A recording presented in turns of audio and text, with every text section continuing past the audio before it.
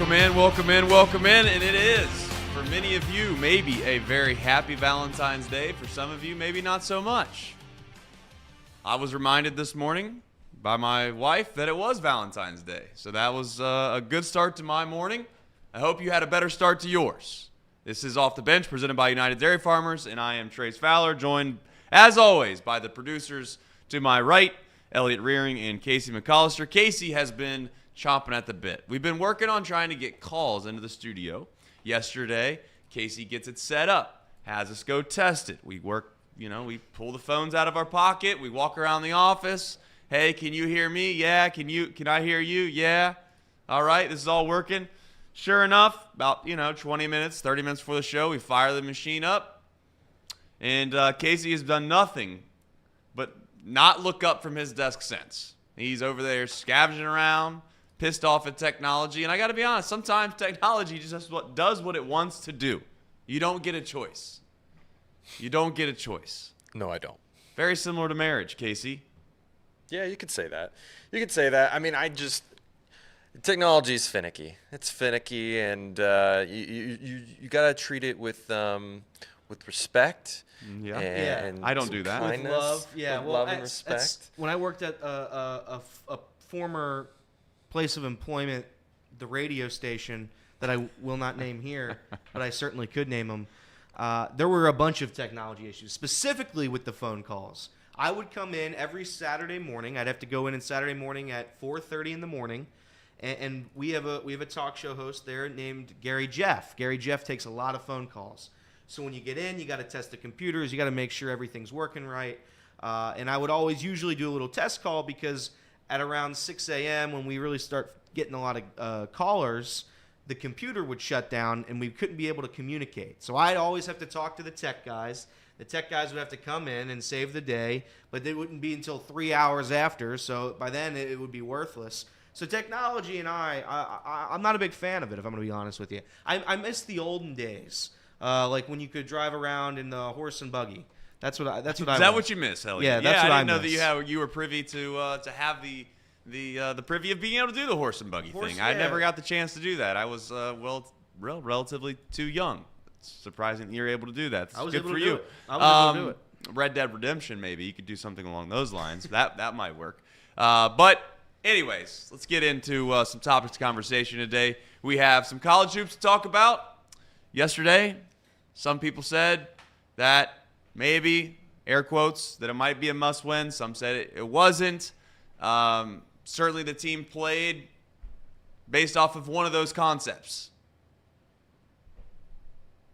It was a pretty ugly basketball game for the UC Bearcats. We'll get into that in just a moment. The Williams domino effect. I was thinking on the way in here. Caleb Williams is a guy that many people are sitting here, and they're obviously putting him in slot number one. You can't miss. There's only been so many of those that have come through, right? You have, in my opinion, since I've been watching the NFL, Andrew Luck was certainly that type of guy. Joe Burrow really was that type of guy. And now we find ourselves in a position where it seems like everybody's hedging their bets a little bit, though, right now with Caleb Williams, aren't they? I don't know if everyone's coming out and saying, well, it's a sizable gap. It's a massive gap. Some of the pundits are starting to say, well, the gap isn't crazy big. Drake May's pretty good. Jaden Daniels pretty good. But I want to talk about the domino effect that's going to come from this. Not just what the Bears ultimately decide to do, but what the Bears, if they don't decide to do it, what it will entail on the back end of that, and how sometimes in life you just get lucky. You get lucky. You don't get a choice. You get given something, and what you were given was actually better than what you actually might have wanted. We'll get into that in just a moment. You have the Tee Higgins tag. That seems like an inevitability now. Seems like guaranteed Tee Higgins is going to get tagged. Where there's smoke, there's fire. We all came to expect that. What does that ultimately mean? Is that the right decision for the Bengals? We'll talk about that for just a moment. A little stadium talk. Don't know if you've seen it or not, but the Kansas City Royals just announced that they are going to put a stadium in downtown Kansas City. We'll get into a little bit of talk about what we would like to see from the standpoint maybe of our own ballparks, maybe of our own stadiums. No, we're not going to talk about how Cincinnati needs a new arena, although they do need that. But we'll talk about where we've been, what stadiums, and we'll reminisce with the chat about maybe some places we'd like to go. And then finally, a little MLB talk to end the show. But as always, welcome you guys in. Wow, Are you thank you. Are you a fan of the Hallmark holiday that is Valentine's Day? No, I'm not a big fan of it. Are you sure it's today or was that yesterday? Was it today or yesterday? I'm pretty sure that's today. Are we sure? Casey, do we know you have a wife? What? Valentine's Day today or no? Yeah, it is today. It's today. Okay. Well, it's also Ash Wednesday for those who celebrate that. Mm-hmm. I don't know if that's something to celebrate. I don't know what to celebrate. I don't know how to say celebrate when you're talking about that. I think it's a serious topic. But yeah, in terms of Valentine's Day, no, I'm not a big proponent of it. Maybe. Yeah. So no, I don't care about Valentine's Day. But I'm sure it's fun. It used to be fun in grade school. You'd pass around the notes. You'd eat the little candies. That was fun. Yeah. But I think it's lost to a lot of magic these days. Did it? Like most things, when you're young, That's correct. The holidays have a little more magic to them, per se. That is not totally true about Thanksgiving, though. Thanksgiving, I feel like Thanksgiving has gotten better. You're right. Thanksgiving definitely gets significantly better. When you're young, it's like, oh, really? I don't really want to eat this weird food and blah, blah, blah. And then all of a sudden, I think that's the only. It grows on you. I think that's the only more ways one than that one. gets better because it's Christmas. You used to get a ton of gifts, and each year you get less and less gifts, and it becomes you're the one giving the gifts. Easter is, again, you used to hunt for the eggs. Now you don't hunt for the eggs. So yeah, I think Thanksgiving is the only one that gets better with time. Maybe St. Patrick's Day is the other one. Maybe those are the two that get better. What do you think the percentage is of men who right now after work, Yeah. of all the people that buy gifts that are men that are buying a gift for Valentine's Day, what's the percentage of men that are actually buying a gift when they get off work today on the way home from wherever they're able to find a quick spot to stop versus the men that actually plan to buy something beforehand? 90%. 90% are going to go after work today, going to go to Kroger's, get some flowers, say they went hunting in the fields for them. That's not what they did. They went to Kroger's, and they always have the box of chocolates out there on Valentine's Day too, so everything will be right in the same little corner right when you walk into Kroger's today, and that is where every single man will get his gift. Maybe not every. I would say most. Yeah, listen. Have you gotten your gift? Have you gotten your gift yet? I can't say that I have. That's not good. That's not good. So that means you're going to go out after this, and you're going to have to go find a gift and celebrate Valentine's Day. Right. I'm terrible with dates. Yeah. Not only am I terrible with dates, but I'm also terrible with trying to get into the spirit that is something that someone else is telling you that you need to do, right? Like there's something that really I just don't like that. Now, it's one of those things where if you don't do it, you clearly are maybe showing that you don't appreciate your significant other, and that's certainly not the case for me. It's just that I don't really like the idea of someone else telling me that I have to go spend money on something to show someone that I love them. Is that a fair statement, or am I being a little overcritical here? I think you're being a little overcritical because I think the point is nobody's making you do it. I think it's just part of the gesture. Are you sure no one's making you? I think society's certainly making you. No, I don't think so. I think I think there's maybe I don't want to use the word obligation, but I feel like everybody else is doing it, and you just do it. You just join in on the fun. It's supposed to be fun. Get some flowers. Get some flowers. You don't have to do anything. You can do whatever you want. But the best way to show somebody you love them is by spending money. A lot of it. That's what I've always known it to be true. You don't make gifts, you buy the best ones. That's how you do it. Like people will make their own like custom little things. Like they'll go to a picture store, get a framed picture of you and your significant other, and they'll put it on a T-shirt or something. So no, you want to go to K Jewelers and you want to buy the most expensive thing they've got on the little case on the shelf. That's how you say I love you. Money. And rightfully timed. I look down in the chat. My best friend Harrow points out that there's 69 viewers at this very moment, and perhaps that's when we segue off of Valentine's Day. Yeah, good one. All right. Hey. All right. UC Bearcats. Right. We talked about yesterday how big of a game it was, how important it was. We could all relatively agree that it was an important game, and rightfully so. Some are arguing that it's not life or death. I'm arguing on the side that if you can't win home games that are resume-building wins, top 10, top 15, top 20 wins, then ultimately it's going to come back to bite you at some point, right? You're just kicking the can down the road. And certainly this UC team, if they can figure it out, maybe, just maybe, they can get hot enough at the right time, and it all doesn't matter at the end of the day anyways. But Wes Miller continues to kind of be frustrated. Oh, yeah. And he's frustrated. And he continues to say, and I'm not saying say the same thing, but he's doing the same song and dance at the press conference. If you didn't get a chance to see what Wes Miller said after last night's loss, we'll play the clip for you just now, and then we'll talk about it. Sorry, I'm just in a bad mood, guys. I hate losing. I hate it. So I'm not mad. You guys are doing your jobs. I don't mean to be a prick. I can't help it. It's nobody's fault. I hate losing. We are going to figure it out. This team is going to figure it out.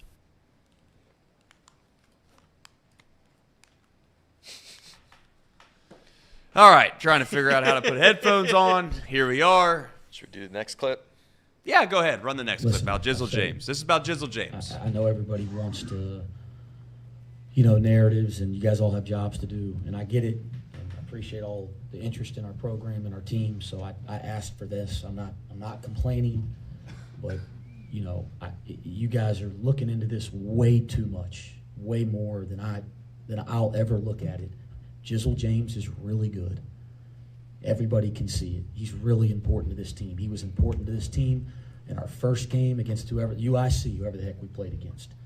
Davion Thomas is really important to this team. He was important to our team against UIC. They're both going to be important to our team against Central Florida on Saturday. It's not been a competition. We need both. We have two guards, ball handling players, 2 point guards.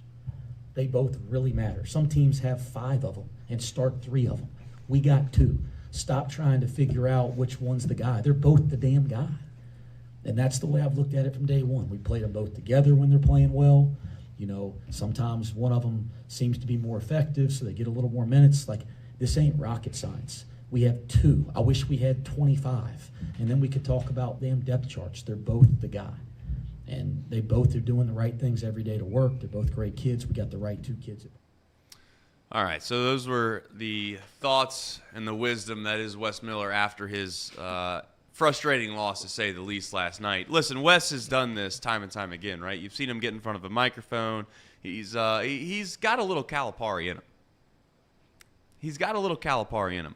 And I'm not saying that's a terrible thing to have by any stretch of the imagination, but there is a little bit of car salesman, and there's nothing bad about car salesman, but there's something a little car salesman, if I could use that term, about him. I still believe that Wes Miller can get the job done at UC. He's a very, very, very young coach, first and foremost. So to think that he isn't going to grow and learn and possibly get better and better as he continues to mature would be, I think, a mistake to believe. The other part of this that really I'm fighting against is that it feels like you're getting kind of preached to about something that we ultimately know is somewhat of an issue, and he wants to make it out like it's not an issue at all. This team has a tough time of scoring, yes, but to get frustrated in the microphone time and time again and just say, you know what, we're going to figure this out. I don't like to lose. Well, yeah, I think that's the case for most programs, right? The question ultimately comes down to is, what are you going to do about it? What adjustments are you going to make? When you watched that game last night, and I'm all for giving guys a little bit of a leash, right? But if you turn the ball over a few times as a point guard, there's some coaches that are just, you're coming out of the game.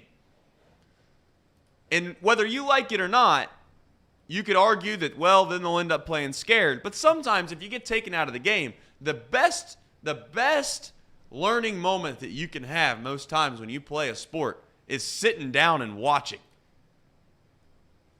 You get pulled out of the game and you go, hey, if you're going to turn the ball over and be that careless, then you're just going to sit on the bench. I'll find somebody else that wants to take care of it.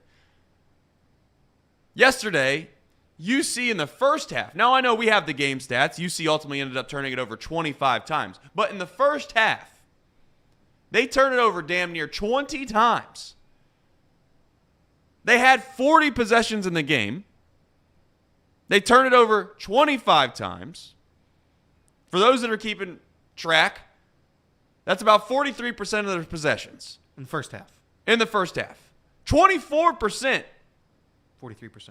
No, listen, 24% is the worst team in the country's turnover ratio. Oh, You're turning it over almost 2 times the amount that the worst team in the country turns it over. Clearly, it's a problem. We all know that's a problem, but it's a little bit of an anomaly, right? That's the thing with this team that I want to get to really quickly, is that it feels like it's something different all the time. You couldn't quite get over the hump one game because you couldn't get the late stops. You played great defense, but at the end of the game, you weren't able to get the critical stops or two. Then the next game, you can't find a way to get the ball in the basket towards the end of the game. And then sometimes Lukosius kind of saves the tail or saves the day because he gets hot and he plays well. But Lukosius, there's times where he doesn't play well, obviously, either. C.J. Frederick's been out, to be fair, so they've not really had a huge outside threat. But this team in and of itself, it just feels like, you know what it somewhat feels like? It feels like a baseball team that, besides this last game, but it feels like a baseball team that's being competitive, but they find a way to lose the one-run game over and over and over again, and it's the bullpen that blows it. It's the starting pitcher that goes out the first time, and he throws 3 innings, and then the next game, you finally get those 2 things corrected, and then your offense doesn't score. Now, UC basketball in general, we can all agree, has not had a prolific scorer in this program until they've been to the tournament. Yeah. I watched yesterday's game, and you are right. It does seem like every single game it's something else. Consistently, the three-point shooting's abysmal. They're horrible. And the fact that they shoot so many threes is honestly disappointing because they can't do it. Yesterday was their best three-point shooting day I've seen since conference play started. Maybe BYU was better. I'd have to go back and look. But they can't shoot the ball. The offense is terrible. We have big men out there that don't produce anything offensively. Nothing. They do nothing. And again, I'm not going to make this the Victor Locken hate show, but there's a clear disconnect with his play and how this offense, how this team performs. I mean, he's nowhere near good enough right now at this second to be playing in games. And clearly West knows that. He played 9 minutes yesterday. And by the way, when you can hear through the TVs, through your TV that the entire arena is booing one of your guys, it's tough. That's tough because you really should be trying to rally around him. And I'm a big proponent of like booing. If you're not doing your job out there, you got to boo. I think it's a little different in college when we're talking about kids. But saying that, he hasn't been good. He hasn't been producing anything. He doesn't produce offense. He's barely there defensively, and he doesn't rebound really. So I don't know what to do there. Aziz and Jamil, we were begging. We thought they would save our season. Begging for them to get cleared on those waivers. Begging. 1 point for Aziz yesterday. He had 1 point in 20 minutes. He had 4 turnovers. What do we do? He's 7 feet tall. You're saying we can't get Aziz a bucket down low? He's 7 feet tall. Go down low. Use a post move. Do something. Stand down there and hover. We got Jamil, and again, God love him, he doesn't shoot. He shoots 4 shots a game. He's one of the 2 big men we have that play. Victor Locken's out of the picture now. He had 5 points, 2 turnovers. He rebounded the ball a little bit better, I guess, 5 rebounds. But it's just a point right now where I don't even know what this team is. Every single night it's something new. It's either the turnovers, it's the layups, it's the free throws. Go down the list, and something that should be able to be fixed isn't fixed consistently. Wes Miller, people were saying in the chat that Wes Miller, isn't the guy. Wes Miller's the guy. You have to recognize what he inherited here. And again, the coach who shall not be named, he's blocked me on Twitter. The guy who shall not be named torched this program to the ground. It's ashes. It was ashes. Wes came in here. It's taken a little bit of time, but and we'll get into the Big 12 and some people thinking it's fraudulent here in a second. But it's a damn good basketball conference, and we're competitive in every single game. That was the worst game of the year by far by UC. 25 turnovers, 11 missed layups. By far the worst game of the season. And it still felt, no matter what, it still felt like they were in that game. They lost by 9 points. Again, there's no moral victories. We're out of moral victories. The moral victories stuff has got to stop. Reed is right.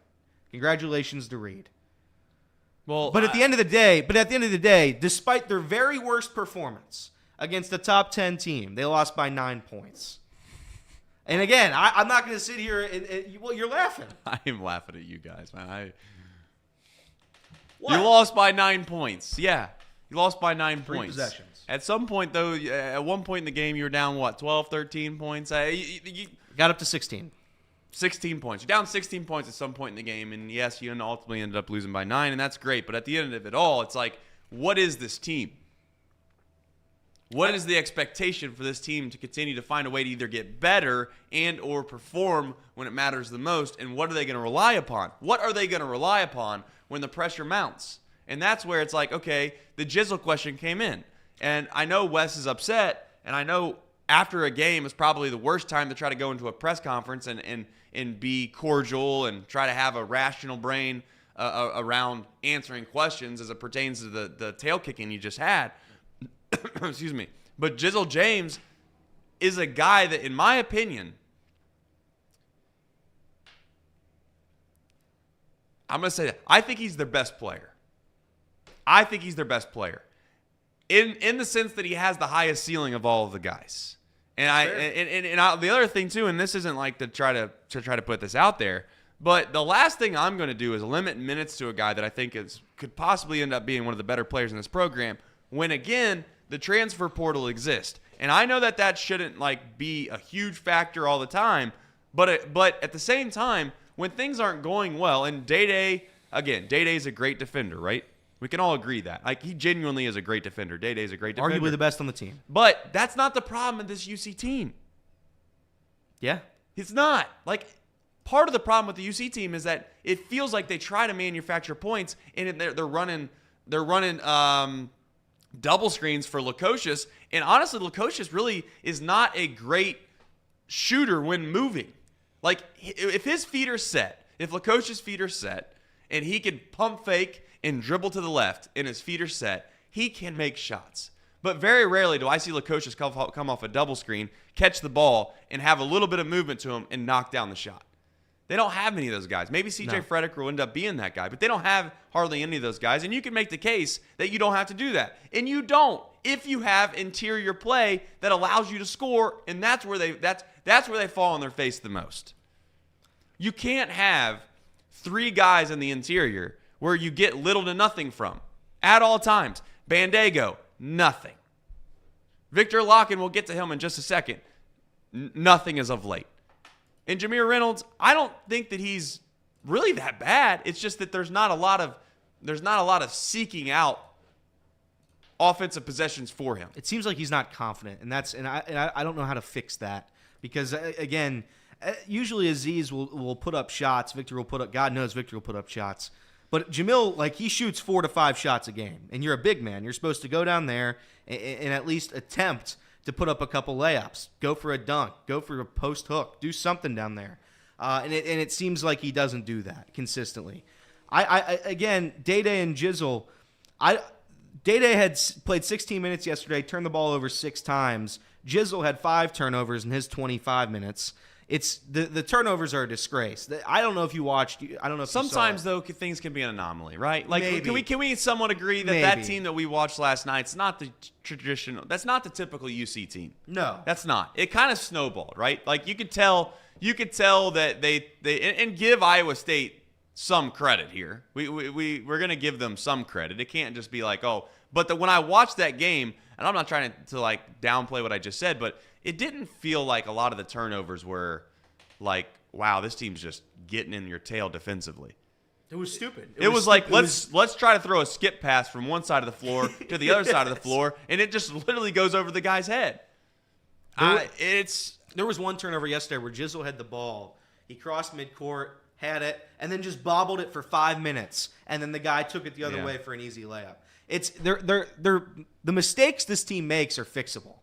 But again, we're too far into the season to say they can be fixed. The free throw game, we got on their ass for free throws, and they have really improved that over the past several weeks. UC's been a competent free throw shooting team. It's not that 58% that we saw for that first part of conference. But other than that, yeah, I mean, I don't know what to do with Jizzle or Day-Day. If it were up to me, I'd play them both always. I'd have them both in the game and see what kind of offense I can create. Because other than Simas Lukosius, and again, I think God love him, he plays hard. He plays 35 minutes every single night. At times, he's the only guy who can shoot a three-pointer. But at the same time, he had two of the worst air balls I've seen ever yesterday. Well, that's because he's moving. If you get Lukosius on the run where he has to continue to fight to get open, and listen, comparing Lukosius to some of the great shooters that you've watched in college basketball is not fair, so I don't want to do it. But to use my example, and this is not fair to Lukosius, I'm saying that out loud before I say it, is like when you used to watch, like if you watch J.J. Redick play, right? J.J. Redick had to run all over the place to get open. Yeah. And then he got the ability to shoot, and if he got any kind of glimpse of any daylight at all, he still was deadly. I don't find that to be Lukosius. And I'm not comparing JJ to Lukosius directly. I'm just saying that Lukosius has a hard time of really moving off of screens, coming off of double screens, and hitting shots with, again, any kind of movement in his shot. And it's hard to be a good shooter if you're like that. Correct. If you're a standstill shooter, that's fine. Maybe you can throw it into the post, you can relocate, you throw the ball back out, and you get a nice shot. Lukosius does a good job of pump faking, right? He gets his man in the air, and he does that little side dribble, which, again, that's where he shoots the best at. If he comes off a double screen and they lose him, and he has time to get his feet set, sure, he's okay. But he's not a guy, like, put it this way, he's not a guy that you want to rely upon to be your offensive threat at all times. He should be a guy, for all intents and purposes, that you utilize kind of in set pieces that you're not expecting him to be the main contributor. And at the end of the day, this all boils down to one thing for me with UC, is can you get any help from the interior guys? Because I actually think when I watch UC play, even Day-Day, there's glimpses of Day-Day that make me think, you know what? He's serviceable. Yeah. He's serviceable. He's actually, like, if you put Day-Day on a really good team, I think he could play for a lot of elite teams is what I'm getting at. Then you add in Jizzle James, and he's young, yes, and Day-Day's his first year too. So you have two guys that are young. I know Day-Day came over junior college, so he's not theoretically a freshman, but you get my point. It's first time playing big-time college basketball. Excuse me. But Jizzle James is a guy that if he stays, and he should stay, right? I'm not suggesting that he's going to. But my point is that that's why I believe in Wes Miller. Wes Miller has young guys that I actually think are very good. Dan Skillings can be very good. It's like if you could take Dan Skillings, Jizzle James, right? And I'm sure I'm missing some guys that ultimately that are younger that off the top of my head. But just those two guys in general. And they're seniors and juniors. And then you add in the same type of talent over the course of a 4-year stretch. This team is going to be good. I believe in Wes Miller. I certainly do too. There's nothing that up until this point that wouldn't make you believe in Wes Miller. Again, the team. He is a little car salesman, though. Can we agree to that? Can we at least agree that, you know what, if you're a fan of another team, can we all agree if you're a fan of another team and you watch the press conference of Wes, you can kind of roll your eyes? I mean, that's fair. Press conferences are a losing equation for pretty much everybody. There's some coaches that are really good at it. God knows Mick Cronin wasn't. But Wes Miller, at least he cares. Like at least he's passionate. I do think sometimes it feels like he's acting for an Oscar up there. That's my point. I'm pissed, and you should be too, and we're all pissed, and let's get pissed together. But we're gonna be better now. And it's always that. And by the 7th straight loss, it's like, all right, come on, let's try to win a game at home. But I get that point. But Wes Miller's absolutely the guy. But the guy offensively that you were talking about earlier. I do think Jizzle has the potential to be that guy. I hope he sees more minutes going forward because we need the offense. But the guy up until this point was John Newman. And when John Newman doesn't play well offensively, the team looks lost. He scored 2 points yesterday, and again, he got into a little bit of foul trouble. But it's like John Newman's not supposed to be the guy. He's not. Right. He's a guy that's supposed to help you tremendously on defense, and every once in a while he can knock down a big three and drive to the hoop. That's John Newman. He's the toughest guy on the team. He's the leader of the team. But if he's not playing well, somebody else has to step up, and we don't have that guy. Every once in a while it's Seamas. Every once in a while it's Skillings. Outside of that, sometimes it's Day-Day. Yeah, it is what it is. They're an inconsistent team because they have inconsistent players, and you could argue at the end of the day they don't have the better players. And I think Wes Miller will eventually get to where he has the better players. That's what this comes down to. All right, there's another guy that has better players. Yeah. I heard his press conference last night. I want to play that really quickly because ultimately at the end of the day, we've been told, hey, what about UK basketball? What about UK basketball? UK, they got a big win last night against Ole Miss. Ole Miss, not very good, to be fair. But They got a win nonetheless, and they held their team to I think it was like 60 points. They were in the 60s. Now, you would like to think that we would talk about after the game defense, but instead, no, we went down this rabbit hole. So, in the NCAA tournament, you can't score 65, 63, 62. You can maybe in one game, but you'll get beat. You got to be able to score points. We can do it. You got to have a player that can go off in a game so you can advance. We have a couple of those. You can't be a high turnover team because the team you're going to play, they're in the NCAA tournament, they're going to be a low turnover team. We're a low turnover team. The issue is, will we be physical enough? The reason we were physical today, DJ's physical, okay? Trey is physical. Ugana's physical. Adu's physical. Now you're playing 4 of your top 8 are physical players. They're going to bang. That was one of our issues. 50-50 balls. We missed some today again. Justin didn't dive for the ball. He tried to pick it up with one hand and then threw it to them. 50-50 rebounds. Trey helped us today. We're still not where we need to be. And lastly, defensively, you got to be more connected. So if we get those things squared away, the hardest thing to be is what we already are. You're, and if someone's not playing well, what can I do? I'll put somebody else in. What happened last year when we hit a game where we didn't have, the guy couldn't make a shot and we had to stick with him? We had no choice. There was no one to stick in. Now you got some different things. Shot blocking will also make a difference, and it does make a difference defensively. All right. So Cal, really talked about a lot of different things there. And I think the biggest thing that I took away that Cal obviously enjoys about his team right now is they can score the basketball. He thinks that's very, very important. And it is important. But at the same time, the one thing about Kentucky that he consistently really kind of doesn't talk about directly is the fact that they just aren't very good defensively. And until they are, can you take them serious? I don't know. I do know this, though.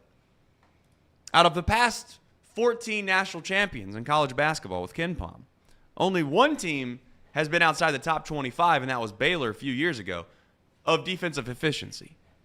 Currently, as it stands right now, the University of Kentucky is 104th in the country in defensive efficiency. So that's, in my opinion, you can talk about all you want, and the one thing that I laugh about is that you can't score in the 60s and win the national championship. Well, no offense, Cal, but it just happened. It literally just happened. I don't know. I know maybe you can laugh at Virginia and you can say it was a fluke and they got beat in the round. They did get beat, to be fair. They've gotten beat early a few years. So to what he's saying has some validity to it. But the idea that you can't win a national championship by scoring in the 60s, well, it's almost happened a few times. Now, UConn last year was just an elite team, period, right? And you could say UConn this year is an elite team, period. And sometimes, ultimately, that's who wins is whoever has the damn, just far and away the better talent. And I think UK, for the longest time, has been in a situation where they've had the talent. And that's where I think this UK fan base is so frustrated, is that it's one thing. What they're seeing right now in Big Blue Nation is the fact of the matter is that you can't have that. Like, they have the best team in college basketball from just on paper. I think they have the best players. Now, that might be argued. Some people might say that down the road. But in about 3 or 4 years, when you look back at the list of names that are on this UK basketball team, I would be shocked not to say that they have the best players. Yeah, Antonio Reeves and Reed Shepherd are elite. I think I still, again, we're going to talk to, I believe, a bracket guy tomorrow, but I have Kentucky still winning a couple games at least this year in the tournament. I think they're a Sweet 16 team. Despite how bad they are defensively, I do think when it comes tournament time, whoever can score at will moves on, and I think they can score at will. I mean, they're one of the best offensive teams in the country. Now, at some point, you're going to have to play just a little bit of defense. They don't play any defense whatsoever. I watched a little bit of the game against Gonzaga, and it just felt like every single time Gonzaga had the basketball, it was a point, which is not a good thing. But again, Kentucky plays in a brutal conference. I think the SEC is damn good. And when you're playing good competition night in, night out, maybe your defense lacks and you're trying to focus on one thing to just be better than the rest of the teams at one specific area. And they are better than pretty much everybody at offense. So I'll give them that. Really bad at defense, though. All right. Casey just let me know or informed me that we think that we got the call-in system taken care of. So if you'd like to call in, you can do that by calling 888-513-2269. That's basically 888-513-CBOX, C-B-O-X. Call in. Casey will let us know that we got somebody, and then we'll have a conversation about one of the topics that we're talking about now or maybe something else. We'll find out. All right.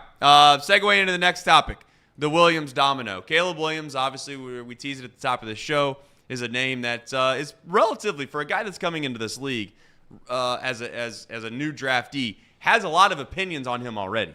Now, some of that comes from his father, right? There's a little bit of a Lonzo Ball type situation where you have LeVar kind of inserting himself into the mix. And I don't know if I should compare the Ball dad to Williams' dad, to be fair. I don't think it's that Little crazy. different. It's a little different.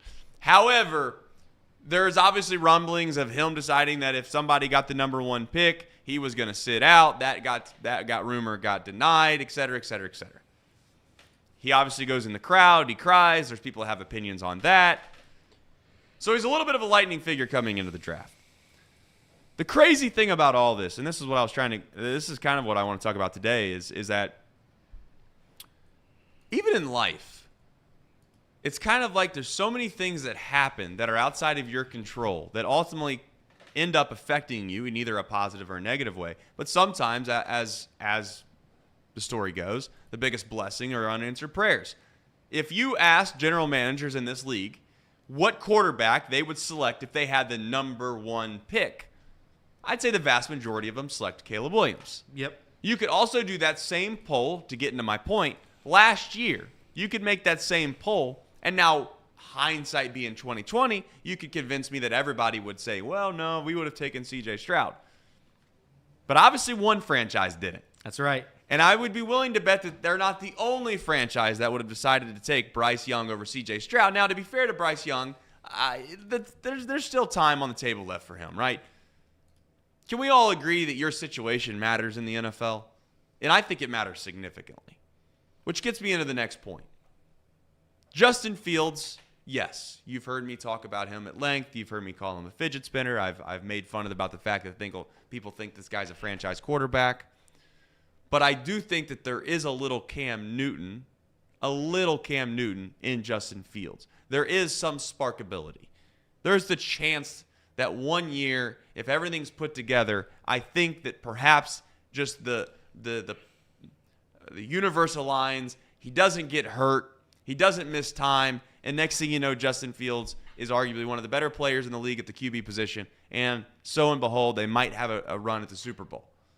Do I think that, again, to be clear about my take with Justin, do I think that that's something that consistently can happen? No, I do not. But now you're in a position where the Bears have the ultimate power. They get to decide the future of what I would call a multitude of franchises. The Steelers being one. If you haven't seen, there was odds on where Justin Fields would go. And it just so happens now his odds went from plus 1,600 to negative 125 to go to the Steelers. Don't want that. So where are you at in this whole Justin Fields debate? What does he ultimately end up doing if he does get traded? Where does he go? If he goes to the Steelers, what happens to Kenny Pickett? Do any of us really actually believe that Kenny Pickett is a really good quarterback? Because I don't. And I don't think that many people do either. Serviceable, maybe. In fact, I would argue, and I know that I'm sure that if this gets picked up in Pittsburgh, I could care less. But if it does, they're going to think that I'm a homer slappy. Meanwhile, as I do this show, everyone calls me a Bengal hater. Could care less.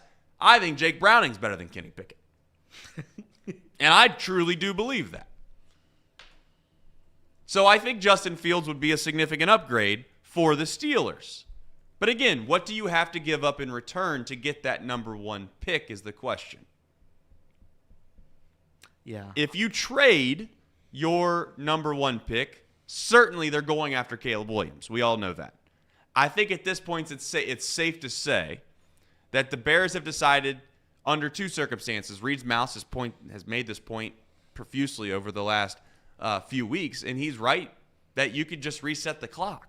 It's not so much that you think Caleb Williams is significantly better than Justin Fields. It's that you know that you're going to reset the clock on a very, very expensive and important position, a la the 49ers have with Brock Purdy. Brock Purdy is a guy that we can all agree. Maybe he's a system quarterback. Maybe he's average. Maybe he's great. It doesn't matter. But at the end of the day, he doesn't cost a lot of money, which allows you to make sure that your cap can be forcefully put towards other things that make your roster quote-unquote elite.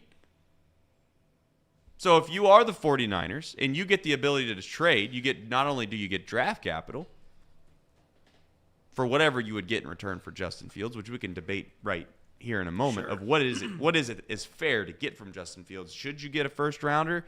Or is that a little too much to ask? But now it seems like the domino effect has started to fall is what I'm getting at. And the crazy thing is about all of this is that there's so many careers, I guess is the point of this. There's so many careers and there's so many arcs of the different storylines, or I guess the overarching message of how this guy turned out versus that guy, that really have no real decision making. I think back to the Packers, of course, yes. Aaron Rodgers is a guy that they got based off of just pure luck. That's God's honest truth. Pure luck. Now, of course, there's a little bit of skill behind it. Did they know that they liked Aaron? Yeah, they might have known they liked Aaron, but Aaron was supposed to go in the top 10. If Aaron would have gone in the top 10, what's the future like for the Green Bay Packers? Who knows? There's not many times where you actually get to make the decision. The Bengals are one of the few. The Bengals knew they wanted Joe Burrow, and they got to pick Joe Burrow. But more times than not, you don't get to make that decision. Someone else makes it for you. And the Houston Texans right now are thanking the lucky stars, if you want to call it that, because they got an unbelievable quarterback that they might not have picked if they got the choice. So ultimately, what does this do?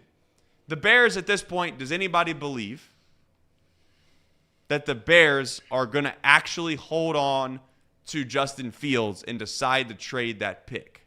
It would make no – and again, I was on the side of keeping Justin Fields for a moment there. But I do think it's time to reset. You take a reset. You take the best quarterback available, and you move on. Because at the end of the day, I do think Caleb Williams probably has a higher ceiling than Justin Fields. I think Justin Fields is a good quarterback. I think he's a slept-on quarterback. Can Bryce Young be better? Sure. But I would argue that Bryce Young, in a terrible situation, mind you, in a very bad situation – showed, I would say, little to none, little to zero, big moment success. He didn't show any lightning in a bottle, if you will. There was none there. And again, maybe that's Bryce Young. Maybe that's the absolute worst franchise ever in the Carolina Panthers. Maybe it's one of those two things. But just saying that about Justin Fields, I don't understand why you would keep him at this point. You move on, you reset. He's been okay. He hasn't been bad. I don't think he's a fidget spinner like Trace says. I think in the right situation, he can be a damn good quarterback. But it seems in that situation, there hasn't been enough signs of improvement to warrant keeping him.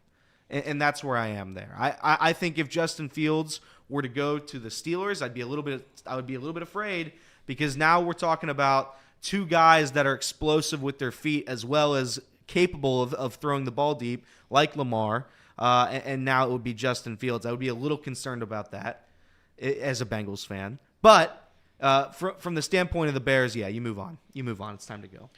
I think I was on the same side of trying to keep Justin Fields, but you brought up something that I don't know many of us are thinking about, but what can you actually get for Justin Fields? You don't get anything if you keep him.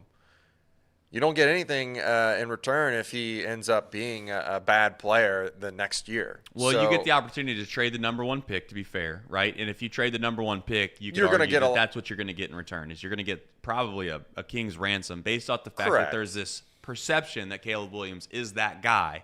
I don't and disagree maybe with you're that. betting on I'm going to let you finish this point that I'm getting ready to make and see what you think about it.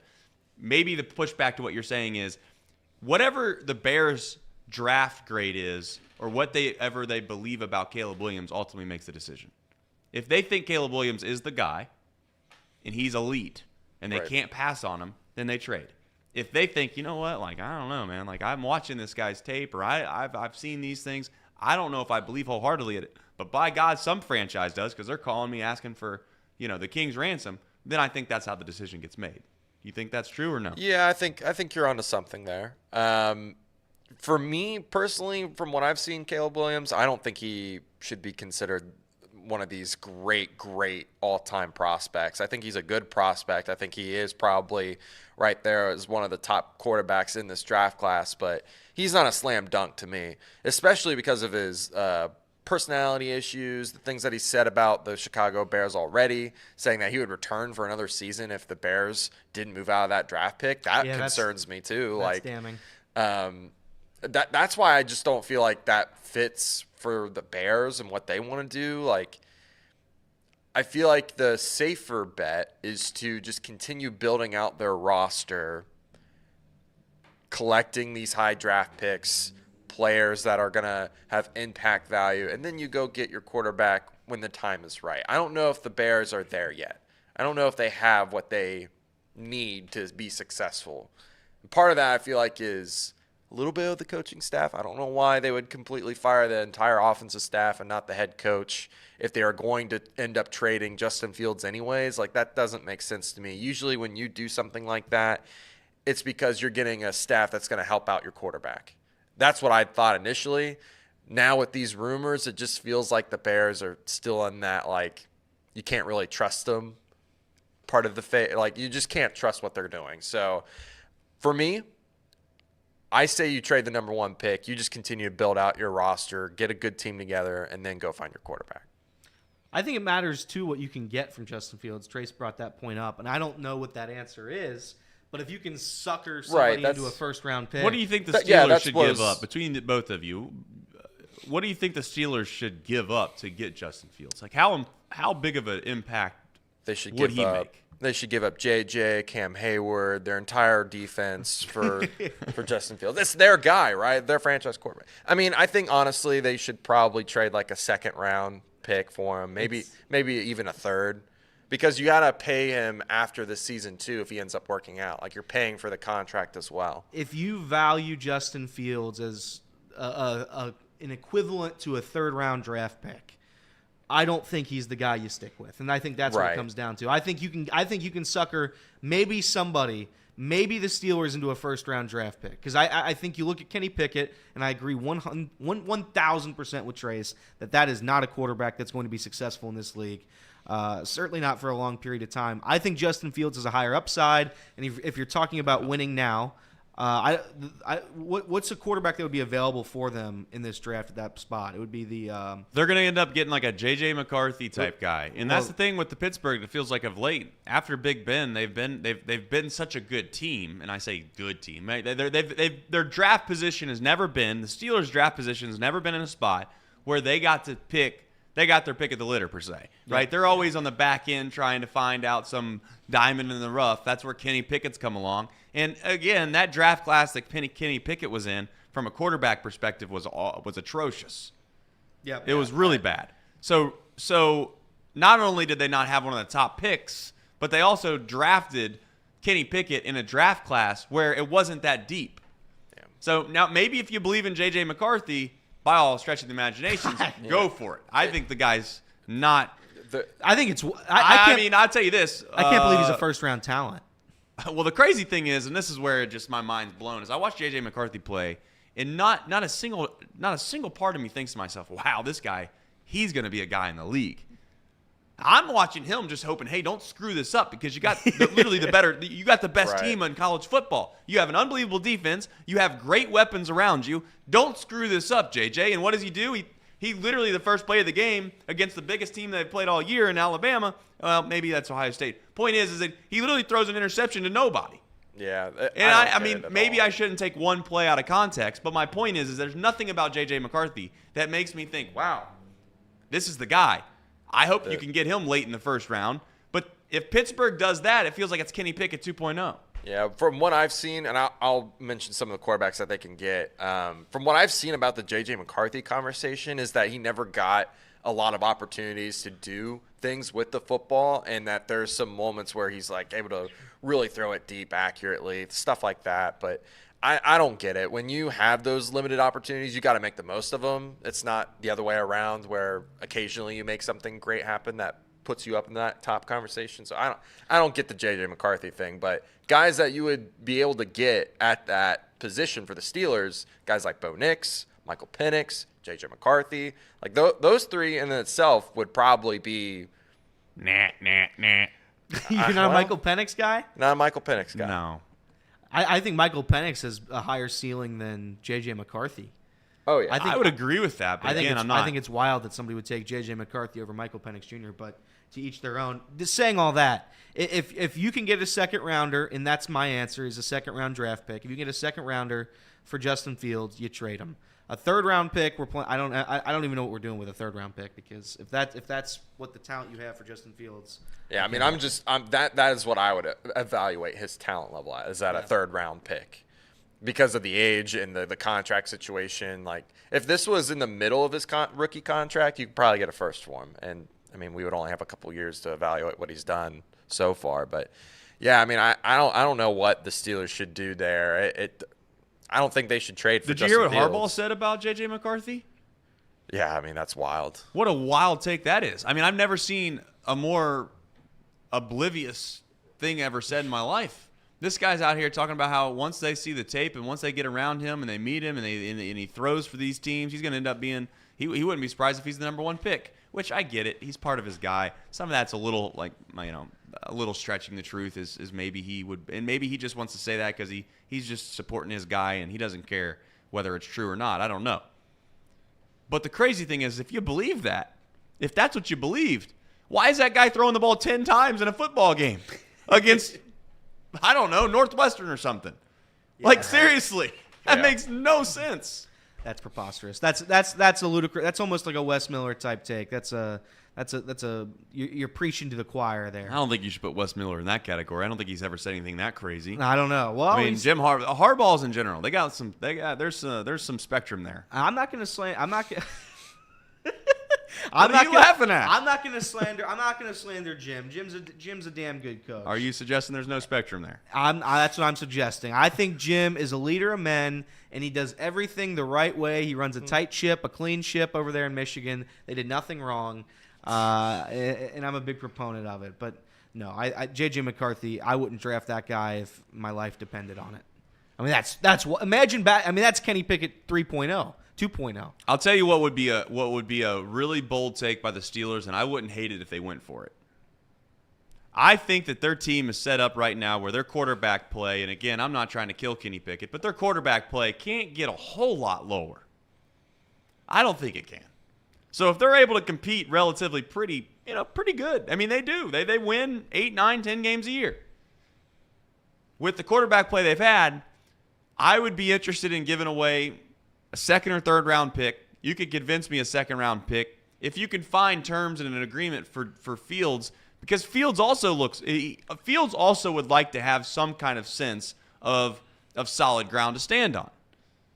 Buy low, if you want to call it that. Sell high. I think that you could realistically get in a room with Justin Fields and try to extend him, offer him a fair money, but he's not going to want to. He shouldn't, but he's not going to want top dollar. Well, that middle ground you're talking about is still like a $30 million contract, which is insane for what quarterbacks are nowadays. And they don't have the cap space for that either. That's the other thing we didn't talk about is even if they did get Justin Fields and he worked out, they're not going to be able to pay him top dollar without getting rid of half their team. So maybe that's almost unrealistic. Like it would be a one rental year, and then they would have to hope that he's like average. Because if he ends up balling out, then they'd have to like get rid of most of their star defenders. Daniel Jones is getting paid $40 million.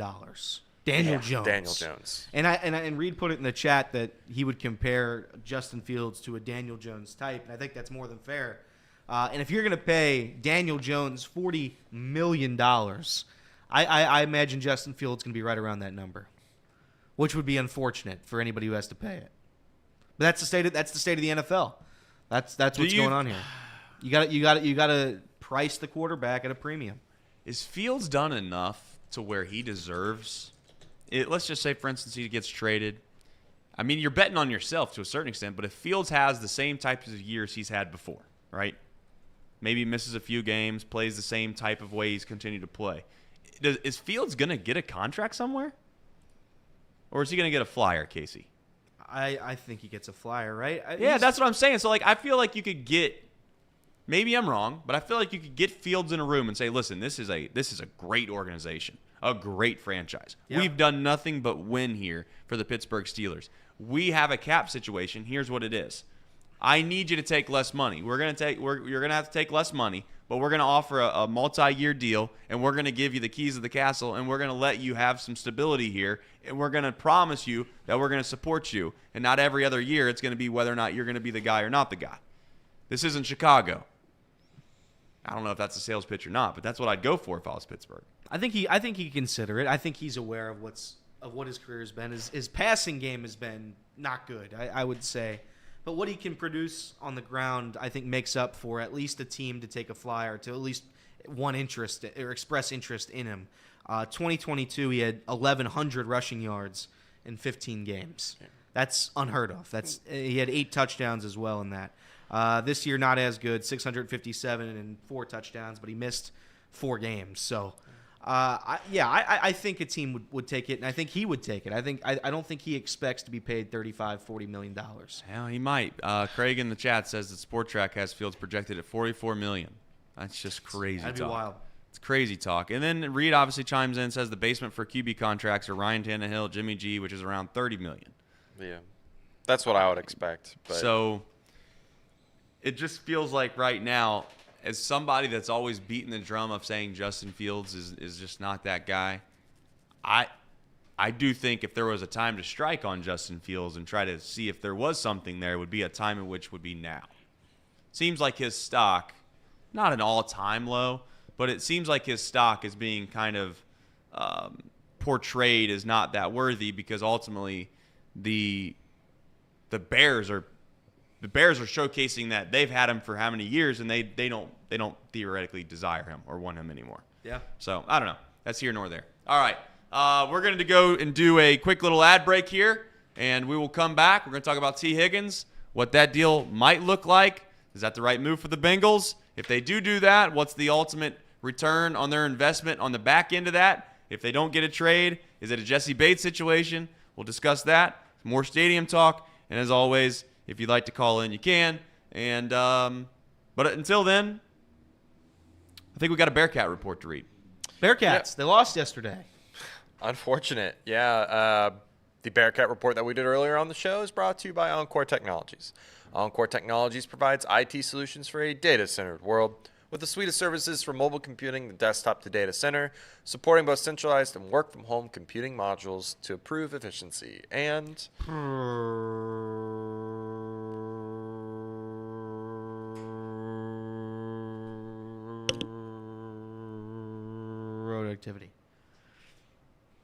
productivity. The path to innovation begins here. Visit encore.tech. Let me tell you about this lovely bottle of water right here. Pawnee Water, made right here in Hamilton, Ohio, uses natural limestone filtration, unlike the artificial processing that other brands use. The result is a healthy alkaline water, and some say the best tasting water in the world. Visit Pawnee Water at PAHHNIwater.com to see where you can buy this great tasting water, and get your coffee from UDF, and get your technology solutions. You almost did it again. I know you. You almost did it again. Get your technology solutions. You almost from said Encore. bet with somebody. No. Yeah, the call-in number. What is that call-in number, Casey? That's 888-513-2269. Yeah, 888-38-513-2269. It is literally, I don't know if you can see that where my finger's pointing down, but it's that last little topic section there. You can see where the call-in is. It'll be there. Well, maybe we'll get something else to kind of make it a little easier to see. But, yeah, that's the call-in number. I have got it all pulled up, ready to go. Just waiting for you all to chime in and see if you have anything that you want to discuss. I think right now, though, we're going to be discussing a little Bengals talk here. And Bengals. Tee Higgins and his the rumors are that he's getting tagged, at least from The Athletic, is what it's been reported. Trace, your thoughts on that? Well, I don't have. You're Casey. You've forgotten more about the Bengals' decision makings in the front office than I've ever remembered. So the thing about the situation that I think most people are trying to figure out one way or the other, if they have a strong opinion one way or the other, is that you don't want to find yourself in a position where you have Tee Higgins again, and you get nothing in return if he decides to walk. So if you don't extend Tee Higgins, which I don't know, that's maybe, I don't want to say a better question, but does it seem like a foregone conclusion now that Tee Higgins is not going to get extended?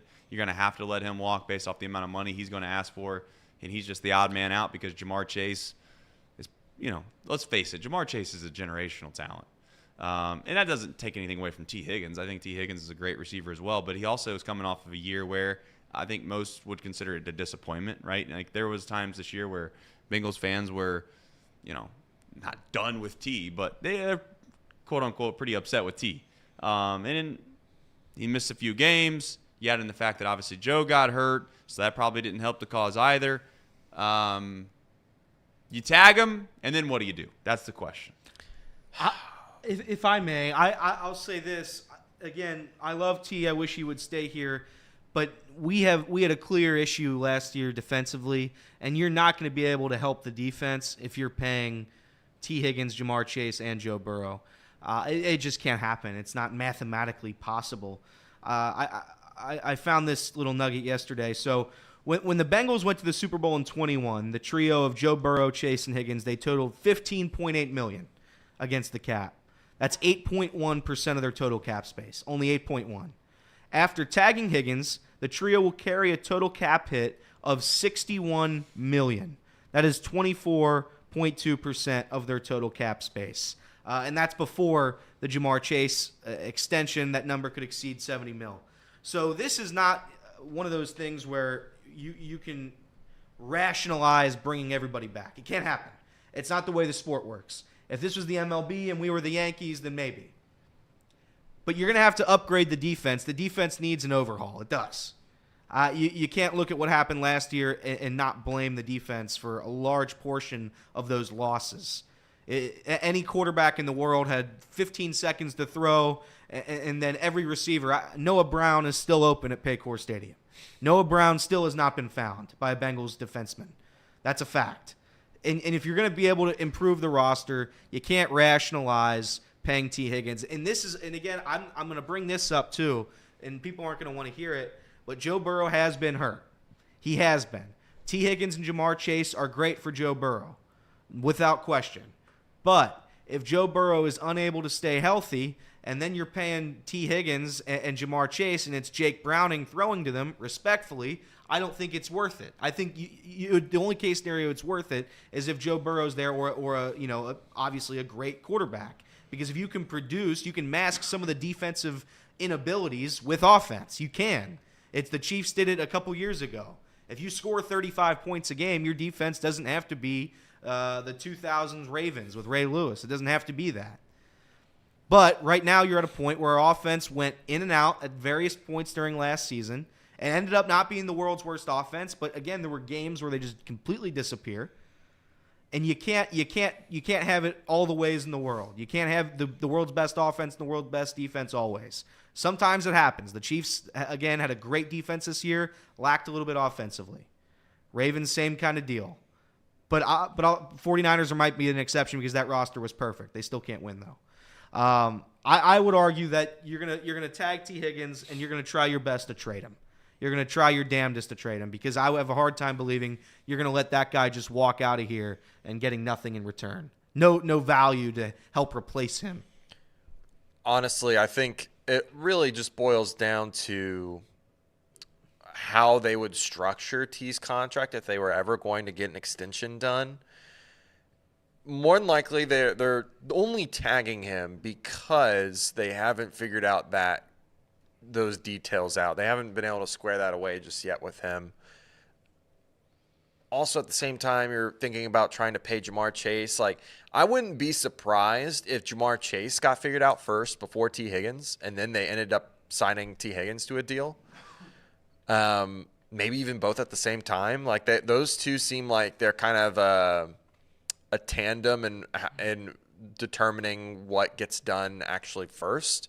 I feel like if they can figure out Jamar Chase's contract, they can add that extra year of his fifth-year deal onto that new contract that he'll sign, kind of like what they did with Joe Burrow, that you could theoretically front-load Tee Higgins' contract to where you can fit both those guys at the same time. Now, yes, you are probably sacrificing a position of need somewhere else, but the Bengals have managed just fine with some of those sacrifices throughout the last couple of seasons. I mean, they've made it to the AFC Championship game, and we didn't know where they would go this year, but they had a pretty damn good roster. Absolutely destroyed the 49ers. They had a really good shot, in my opinion, of at least making it to the divisional round in this playoffs, and maybe even past that. But what ifs and nuts and butts and candy, whatever. Nuts and bolts were, what was it? If candy and if onlys and butts were candies and nuts, then every day would be Ernte Fest. But that's your take. But regardless, I think that Tee Higgins getting the tag doesn't necessarily mean that he won't get a contract. That's what I would say. I think that just means that it's prolonging the process. There's plenty of instances around the league where a guy has been tagged and then immediately given a contract. Actually, Chris Jones just had something similar happen to him just last season. He was given a franchise tag, and they restructured it to be a 2-year deal, a pseudo 1-year deal where you added a year on the back end that would extend out that contract. I could see something similar happening to T, where we give him a franchise tag, we figure out Jamar Chase's contract, and then we restructure Tee Higgins' franchise tag into an actual deal that allows him for both those guys to stay, and it makes sense. Since Jamar, and this is where maybe I probably need to do a little more homework on how the NFL's contracts work, but I think Jamar, since he's made Pro Bowls in 2 seasons, there's incentives there to where I believe he's getting paid some more. I also believe that Jamar is in a spot where if I were Jamar and I was in his camp, I would like to make sure that the market gets set by Justin Jefferson first before I did a deal. Yeah, I mean, Justin Jefferson just recently came out and said that he doesn't want to sign anywhere until the Vikings figure out a quarterback situation, which, I mean, that could be until the draft, which at that point, free agency's done.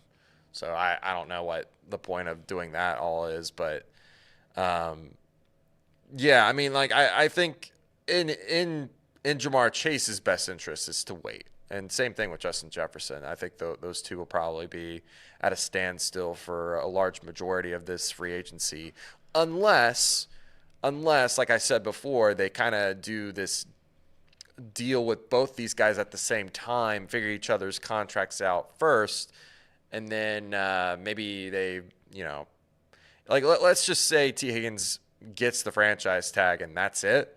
I would want to trade him. I don't think that makes sense.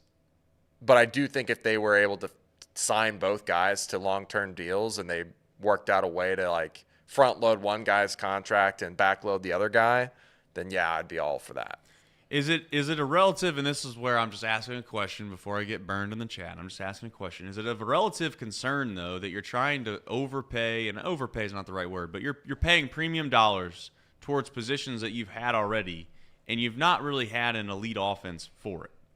Yeah, that's true too. I would say that is more of a concern about our offensive line. That's I think fair. the line has been the major concern in terms of where all the money's going, and it's not producing the way that we thought. Tee Higgins and Jamar have been very valuable considering that they've been on their rookie contracts and both have put up 1,000-yard seasons together for last couple seasons. It makes more sense to me to sign those guys because you know what you got there. But at the same time, too, Bengals have historically been really, really good at drafting receivers. They've been really good at developing receivers. And if I were the GM, I was basing my take off of them pretty much confirming that they're going to tag T. I wouldn't even have tagged T. I probably would have just try to sign him to a deal now or trade him. Those are my two options. The tag to me is too much money. I'd rather go get a Chris Jones. I'd rather go get a Leonard Williams, a Christian Wilkins to shore up the defensive tackle spot, get a pass rusher. The other thing, too, that we really haven't discussed much in the Bengals community is that the right tackle spot in free agency is bare. It is very bare. I mean, Jonah Williams is the top tackle, basically, the best young tackle in the free agency class. And you might have to pay him if you want to have similar, or if you want to have decent talent there. Otherwise, you're going to have another guy that's just a rotating door for the next couple seasons until you figure out the draft, in which, again, we've had this discussion too. You got to get that right, and we haven't been able to get an offensive lineman right in years. So that's another tough part to this equation is, do you even want to give T the franchise tag? Because it's cheaper to give Jonah Williams the franchise tag. City would lose their minds if that happened. Yeah, I think the city loses their minds if that happens, Casey, because ultimately at the end of the day, Jonah Williams doesn't have a very positive outlook in this city. Regardless, I actually think that Jonah Williams is probably better than what the city wants to act like, right? I mean, he's been drilled so much, and some of that's to his own doing because he's acted like he didn't want to move spots, and then became, is he a team guy, not a team guy? But he's, like you said, the best available right tackle in free agency. It all comes down to, and we've talked about this at length, it all comes down to the Tee Higgins and the Tee Higgins situation here before we move forward is this. What do you get in return for Tee Higgins if you trade him that we don't ultimately end up knowing, right? Yeah. And secondary part of that is that we would all agree that you would be willing to trade pretty much anything and everything for a Super Bowl. I wouldn't. And I think that's – what? I would. Yeah, that's what I'm saying. Yeah. I think everybody would. I thought you said you wouldn't. I was No, like, I wouldn't. man, we got a whole nother we got another hour show. But I'm saying that's part of the problem when you're inside of a front office like the Bengals right now. And I know that Joe Burrow said his window is his whole career, and I get what he was saying with that, and that's a fair statement. And I'm not sitting here debunking that or saying that that's not true. But there are certain windows of opportunities to have guys that are really, really good. That obviously you can't ultimately keep, that are going to have to go away, and you can try to kick the can down the road is not the right term to use here, but ultimately you're probably sacrificing the opportunity maybe to have something on the back end in a few years from now based off the trade that you would have made for Tee Higgins. But you could also say, you know what? We think we have just as good of a shot as anybody in the NFL to win the Super Bowl this next year, and Tee Higgins is a big part of that. That is a dynamic or a situation that is very, very tough to manage. Because if the Bengals win the Super Bowl, nobody cares that they didn't trade T.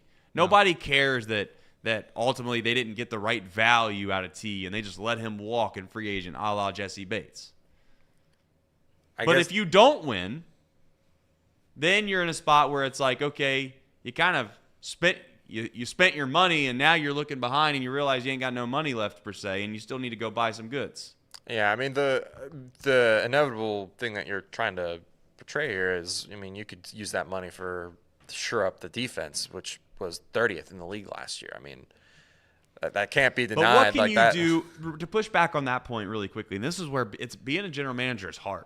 And that's where depth is a really important thing. And you got to draft well consistently in order to have a great team, as we all know, because somebody might get hurt, and you got to be able to put some guy right behind him that is ready to go. And it happened to the 49ers in the Super Bowl.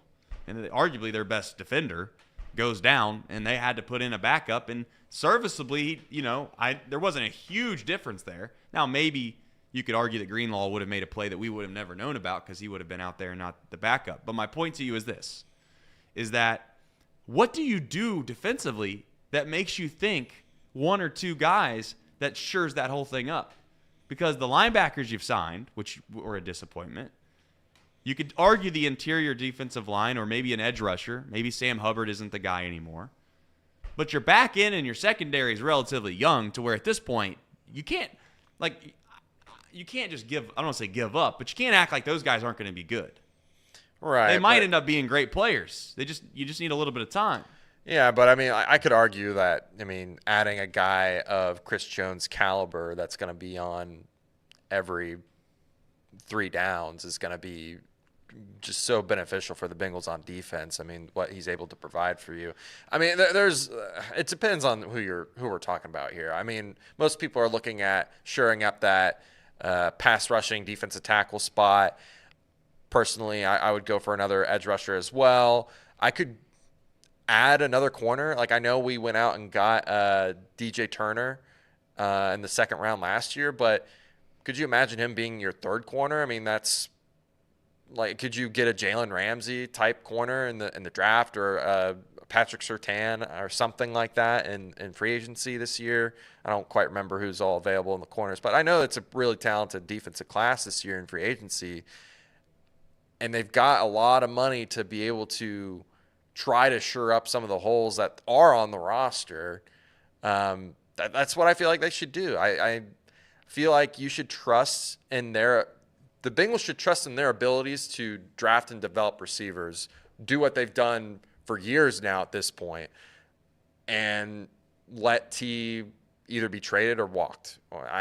To me, the money is more important. Being able to structure a team to shore up as many holes as possible is more important than making the receiving class, or this receiving depth that we've had for years, stay the same, because it's not really provided any fruit other than losing a Super Bowl, I guess. I don't know. Getting the Super Bowl is an accomplishment, but I get your point. I really, again, not to quote Billy Beane all the time, but if you don't win the last game of the season, nobody cares. Yeah, like, if you believe in Joe Burrow, like, he is that dude that his window is his entire career. That's basically what Mahomes just did, right? I mean, his entire career is going to be a Super Bowl window. He did it with literally no receiver help. Yeah, it's a great point. I mean, I think what happens is you have a situation now where, do you want to try to replicate, or do you want to try to do what the Chiefs did, which is seemed crazy at the time, and it continues to seem somewhat crazy because Tyreek Hill seems like a generational talent. Tyreek Hill seems like a Hall of Famer, a Hall of Fame player. Immediately makes a team significantly better on the offensive side of the ball, and they got rid of him. They got rid of him. Yeah. It allowed them, obviously, to go out and maybe do some things that, and I don't pay attention to the Chiefs enough to be able to sit here and talk specifically about what they did. But ultimately, if you have a defense like the Chiefs had, and you have a quarterback like Patrick Mahomes, and you have a quarterback like Joe Burrow, is what you're arguing, is that really, I'm not saying you could throw anybody out there, but it seems that if you have a competent system with a great quarterback, they can make it work. Yep. Right. The question is, we don't have time for this today. The question is do the Bengals have a competent system? Right. Or is Andy Reid just so significantly better than Zach Taylor that you can't replicate the Chiefs because you don't have Andy Reid? You have Zach Taylor. That is a question that we could talk about another day, but ultimately that is maybe the issue at hand with what we're talking about in general here. We're saying if you bare bones the offense, if you give Burrow a great line, which we got to figure out a way to do that first. But if you give Burrow a great line, do you need to spend so much capital on these receivers? Or is receivers, as Reid would like to say, a dime a dozen with running backs? Yeah, and I mean, like, this also includes just keeping Jamar Chase. If you have Jamar Chase and Joe Burrow, like, you can figure out the offensive line and go from there. I mean, you have your core main offense. The rest should be role players, in all honesty. That's how I envision the Bengals winning something big, is having put a lot of money into the defense, only keeping really Jamar Chase, Joe Burrow, and a competent, good enough offensive line in front of them to give you 24 to 28 points a game. All right, chat poll question of the day here. I know I'll give you a minute to obviously punch that all in, but let's do this. What would you rather see the Bengals do this offseason? A, find a way to extend T. Now, granted, Jamar Chase is still out there, to be clear, right? I'm not saying that they're going to find a way to get Chase and T done, but you would like to see T extended. You want to just tag T, you trade T, or the final option would be sign Jonah or tag Jonah. That would be wild. So tag T, sign T. Tag T, sign T, extend T, tag Jonah instead of T. And essentially, at that point, you got to find. I think that option might ensue protests outside of Paycor if they did that. Casey, if they tag Jonah, you think that is that crazy? I don't think that's as crazy as you might believe, just because you have to look at what is available to you in this class. There's Tyron Smith, which is a really good tackle, but he has one of the worst injury histories of all time, and he's a left tackle at that. Smith Jr. Or Smith Jr. You're looking at guys like Trent Brown, who also have had crazy injury history. Guys that are super non-athletic talent, super old guys. Jonah Williams is one of the youngest right tackles, a guy that has position versatility, one of the youngest right tackles that is average. And on top of that, he's average in a division that has TJ Watt, Myles Garrett, and a Baltimore defensive line that was first in pressures and sacks this year. So, I mean, I think there's a lot of I get letting people T are walk saying would be wild. Wild. I don't want them to let T walk. I want them to be signed. It honestly would be organizational malpractice. But to there's allow it to happen. But there's less Because money. because There's if you less go- money if- in tagging Jonah. Who's more valuable, T or Jonah? Well, this year is Jonah, He's more. and it's not even an argument that this year is Jonah. you can T get. wasn't even on the field for most of Could the you year. trade Jonah for more than what you could trade T for? I think the offensive lineman I don't think you position can. is more important than the receiver position. But I have a dumb question, and I just don't know the rules in the NFL. Can you tag and trade? And then continue and get your tag back? Or is it once you use your tag, it's gone? Like if the player I think it's once you tag, it's gone. all right. So you don't get an option to be able to utilize your tag, and then once your tag leaves the team, Correct. you get to use the tag again. I don't Yeah. think so. I don't think so. I would mean, encourage. I'm trying here. It's not like the challenge in the NFL. You get it right, you can just have it right back. So, I think that would be arguably the worst decision in the history of any sports franchise. I would encourage anyone that thinks that Jonah is terrible to just do a little research on the offensive tackle class in this free agency, because it's not great, and you would be banking on a draft pick then at that point, which I'm not willing to do. I've seen what that yields for the Bengals. I'd rather than be able to do something that they know that they've been good at for the last couple seasons, and that's drafting a receiver. And I think that goes with what Reed and I have discussed time and time again on this on the shows, is that, you know, I would rather, I guess, tag and trade is my option A, signing him is option B for him, and option C is for me being able to keep Jonah. And that probably means tagging again, or I don't know, signing him to what T's money would be. It's just not a good. They're not in a good spot. I'll say We'll that. put the chat poll question up. Yeah. We'll see what the people I want to say. see if that gets 0 votes. We'll see. You think so? To be clear, The Jonah you, one. you think Jonah's gonna get 0 votes? 0. I think now that I've said it out loud, I think somebody's going to be silly with it, and they're going to vote for it. Well, of course that, yes. But up until that moment where I just said that out loud, it would have gotten 0, because that's ludicrous. It's absolutely ludicrous. There it is. Let's see who's going to be the funny guy. Somebody's going to be a funny guy. Yep, funny guys. But that's fine. Yeah, I think Tee Higgins can get you more in a trade, and that's what it comes down to. Oh, right. I think I don't disagree that T would give you more in a trade. It's more or less what is more valuable to the Bengals this very second. Is it T, your second receiver, that's hardly on the field? Or is it Jonah Williams that played every single down last season that gave you serviceable right tackle play? Every tackle that we get in this free agent class is going to struggle mightily against TJ Watt, Myles Sure. Garrett, and that to me doesn't matter. at this point. It used to bug me a lot, but there's just so many. There is not a tackle in the NFL that doesn't struggle against those guys. There's only a few. Trent Williams is one of them. And that's where the schematics of the offense could help, right? Right. Like at some point, you just take the Tom Brady approach when he was late in his career, and the ball's just coming out. The ball's coming out quick.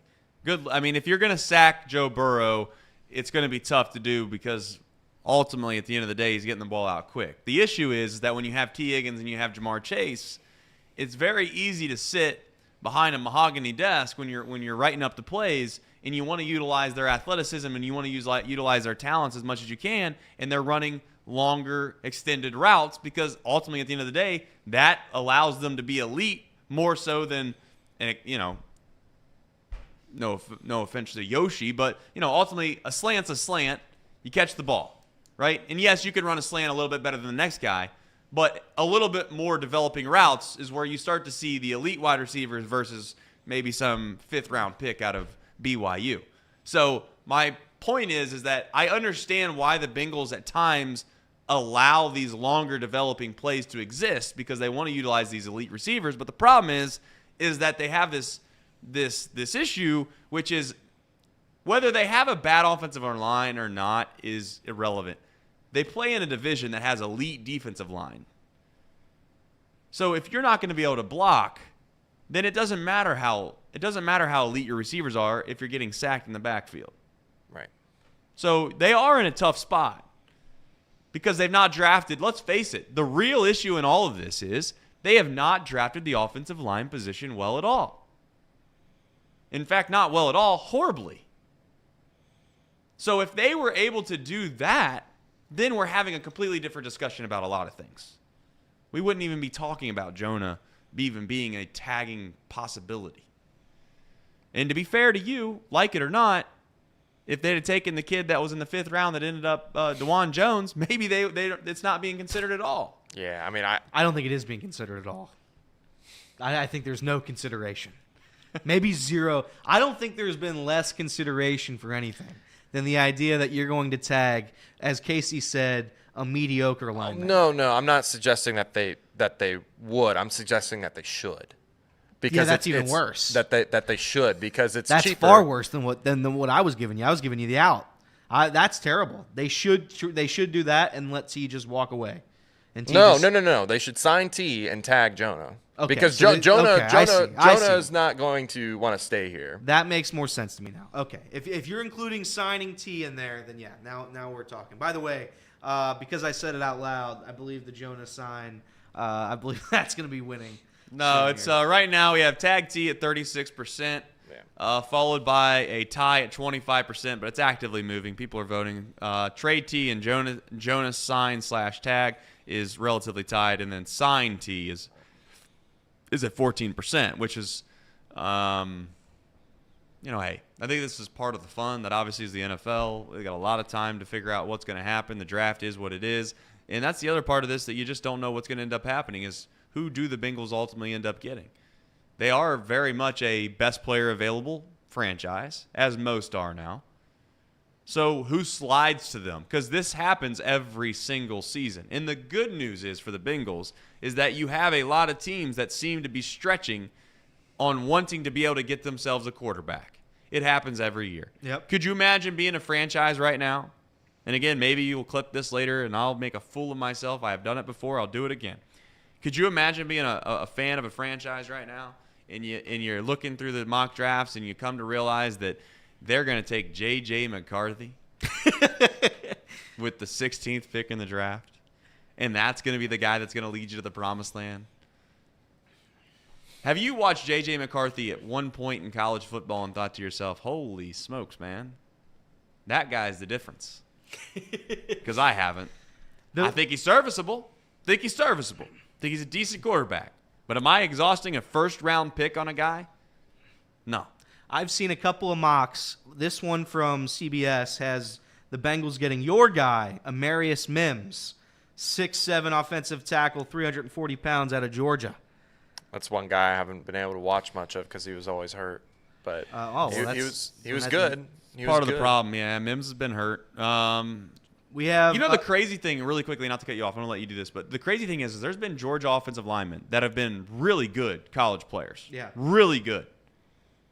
And it seems like, and again, not to make fun of Casey's RAS scores and all that, but it's like sometimes they don't take those guys because whatever, they're undersized or this, that, and the other. It's like, I don't know, but like it's not like the guy was playing like at Miami or Akron or something. He's playing in the SEC. Yeah. Like if he's a high level player in the, arguably, if not really not arguable, but I'm trying to be nice, arguably the best conference in college football, you'd like to think that he can perform. David Andrews, I don't know if you remember this, but David Andrews was their center, a 4-year starter at Georgia. Didn't even get drafted. Got picked up by the Patriots, and I'm like, he's the best lineman that they had. Mm-hmm. He played like 12 years for the Patriots. Yeah. Sometimes like things get maybe a little more complicated than they need to, but go ahead, Elliot. What were you going to say? I was just going to say another mock I saw was Brock Bowers falling to the Bengals, another Georgia guy. And can I admit this? Yeah. I love Brock Bowers. I appreciate everything he's done at Georgia. But I'll also say, listen, the guy has been banged up a little bit. He's been a freak. He's a freak athlete, yes. But I'll say something I think is somewhat crazy to say, and I love Brock Bowers. You Okay? love him. Guy won 2 national championships at Georgia. You love him. And I won't say a bad thing about him, but what I will say is I think that when he was a freshman at Georgia, okay? First of all, he's an unbelievable kid, works incredibly hard. He should have, and I hope he has a great NFL career. This setup that you're doing, I know. you're about to slander him. No, I'm not. I'm not going to slander nobody's him. ever slandered I'm not him. going to slander him, He's but I'm the going to let best everybody human. know He this. studies hard. He works hard. I'm going to let you know. This is my thing about Brock. Okay. I think he's about the same player, about the same type of player when he was a freshman as he was when he's going to leave. Now, you could say he's elite, period, unbelievable, but when he was a freshman, he was unbelievable, and when he was a junior, he was unbelievable. And again, when I use the word unbelievable, I mean like he was damn good. But that would concern me a little bit because of the injuries more than anything. A little bit injury prone.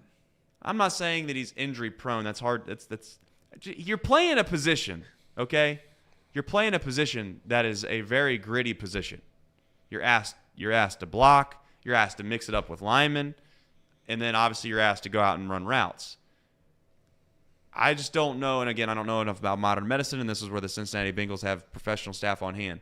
It's just scary to me to draft a guy like that the last time he played competitive football, he has been banged up.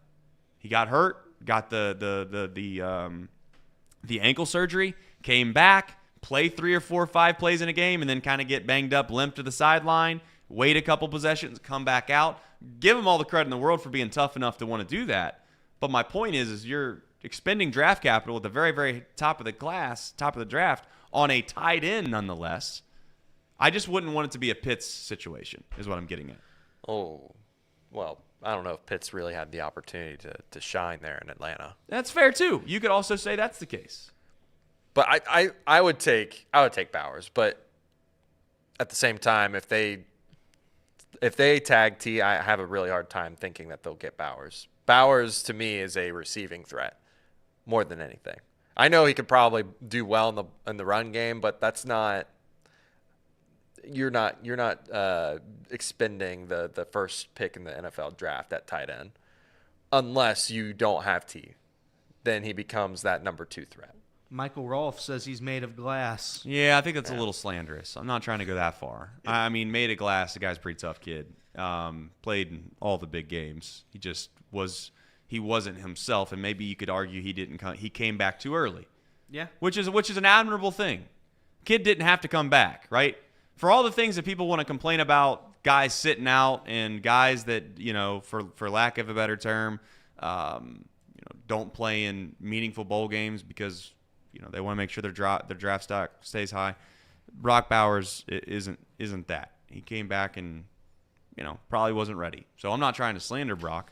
I'm just saying though I would have a little bit of hesitancy. He's a nice kid to take Brock, and he might end up being an all-time tight end. And as Reed pointed out in the chat, having an unbelievable tight end that can catch the football is a huge weapon. Obviously, it's almost like you're getting premier output at a position that traditionally doesn't put hardly any output out at all. Reed thinks that one's a dime a dozen as well. He thinks that position. I think Reed thinks every position in the NFL except for the quarterback. Yeah, that's what it is. Is a His dime a take dozen. is, yeah, But right. but yeah, that's it.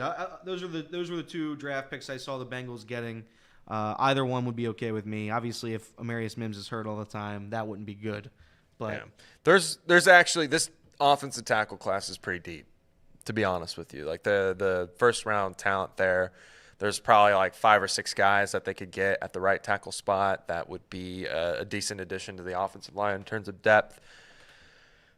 But that's kind of why I would want to have let me explain my reasoning for wanting to tag Jonah and then maybe even doubling down in the draft and drafting a guy. Mainly because you're getting that transition there. Like you're not having to pay Jonah Williams for a long-term amount of money, and you're not having – because we know that we don't really want that as the long-term answer. But at least if you do that, you give yourself time to draft a guy, develop a guy. A guy like this will pique some people's interest. Tyler Guyton, he is your prototypical size. He's got all the athleticism, but he struggles with his hands, and the balance there is a little off. If we're going to be able to develop a guy into something, like he is the perfect mold for Bengals you to have a good track record of that. Right. I don't know. Just I don't know, man. I didn't mean to kill you like that, Casey. You look like you just took a bullet He's a right in good the guy. chest. He's a good kid. Listen, I do think some of it is just luck. Are we allowed to say that? I think draft? some of it's luck. I think a lot of it's luck. I think it is too, man. I really do. I think I think at the end of the day, Ryan Poles is in a position to cap this whole thing off, and we'll get into some stadium talk right after this point. Ryan Poles is in a position that I don't think a lot of general managers would actually want to be in. They might say they want to be in it. They might act like they want to be in it, but they don't really want to be in that. And that is that you get to make the decision. It's your choice. You don't get to blame the fact that somebody else took your guy. It's a lot easier to sit back and say, well, we got Kenny Pickett because, well, we win 8-9 games a year, and at the end of the day, he's the only guy left. He's a Pittsburgh guy. We gave it a chance. But when you're sitting there at the top of the draft like Ryan Poles is there, this is it. Ryan Poles' job is on the line. You get it right, you're a hero. You get it wrong, be careful, because in Chicago they might boo. They might boo that, I don't want to go that far, but they might boo a widow. Which Ryan Poles might be booed to hell and back if he doesn't get this right. We'll see what he ultimately does. But the crazy thing is what Ryan Poles decides to do ultimately might end up affecting the Bengals. Maybe in a positive way, but maybe in a bad way. Because if you believe in Justin Fields, the last thing you want to see is him come into your division. That's correct. And I do somewhat believe in him, by the way. Final results of this poll. Tag T, 35%. That is your winner. Jonah sign / tag got 20%, which is more than it should have gotten. But I made a big stink about it, so the funny guys had to vote. Sounds like that was your fault then. If you wanted a nice, clean, fair election, you would have not. You would have not done that. I made an error in judgment, but that's fine. So I wanted to do this real quick because we were talking about it. We're going to talk about the some stadiums, MLB talk. I had some nuggets from yesterday. The nuggets of yesterday, for anybody who missed any of this, I'm going to read it out loud now. The College Football Board of Managers expected to vote on the 5 and 7 playoff format. So that's the 5 power conference winners and the 7 highest seeds. Yep. That will be voted on today. ESPN and the College Football Playoff are in agreement of a 6-year, $7.8 billion rights extension. Congratulations to ESPN. Go ahead and say your guy, too. $7.8 billion. What was that? Go ahead and just say your guy, too. Might as well. Well, who's my guy? ESPN and who? And what do you mean, and who? Who's my guy? Who? You know who. I don't know who. I'm going to keep He was reading. at the UC game last night. Oh, that's right. So Herbie? Yeah. I'm surprised his dog wasn't there yesterday. He loves showing around. He loves showing around Ben the dog all around the world. The Devin Booker became the second highest scorer in franchise history in their 130-125 win over the Kings. Congratulations to Devin Booker. The Magic retired Shaq's jersey, 32. Kurt Casale, king of the injuries. He signed with the Marlins on a deal in North Carolina. Again, they've lost 3 of 5. I thought Trace was going to slander the Big 12 on the show. I came ready to defend it, and North Carolina stinks. So No, all I said was, and we're not going to get off track. We're not gonna get off We're going to track. do stadium talk. We're not going to get off track. All I said is that sometimes when these leagues get hyped up as much as they are, and the Big 12's getting hyped up like, oh my gosh, look how great. Everybody in this league is unbelievable type thing. I'm just a little wary of that. I'm not saying the Big 12 is not a great league, and I'm not suggesting that the Big 12 isn't a good conference. All I'm saying is that let's be careful in acting like every single team in this league is good. most of them are. And that's not me saying it. That's the analytics. That's the statistics. Fine. That's the And rankings. We'll see that's how every metric you can find. We'll see how March plays out. That we will. And finally, and this is what will segue into our final topic, the Royals are set to build a brand new stadium in the heart of downtown Kansas City. That's right. If you don't know, Kansas City just announced that. Casey, if you can, pull that up. Pull up the renderings. Renderings, what's unique about new things and stadiums and all that? It's always almost like the renderings are better, more appealing, if you want to call it that, more appealing than the actual stadium itself. Because the renderings that they have look amazing. Yeah. I just don't know if it'll actually look as amazing as it will in real life as they made the renderings look. I think this is what you're talking about.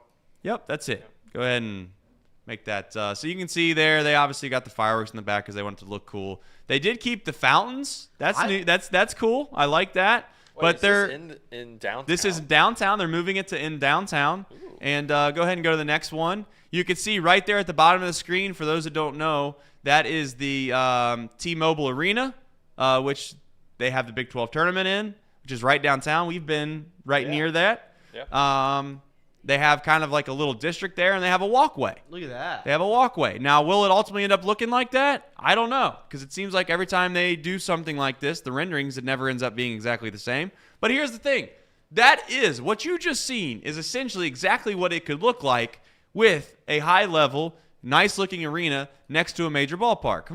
Where could that possibly go? I don't know.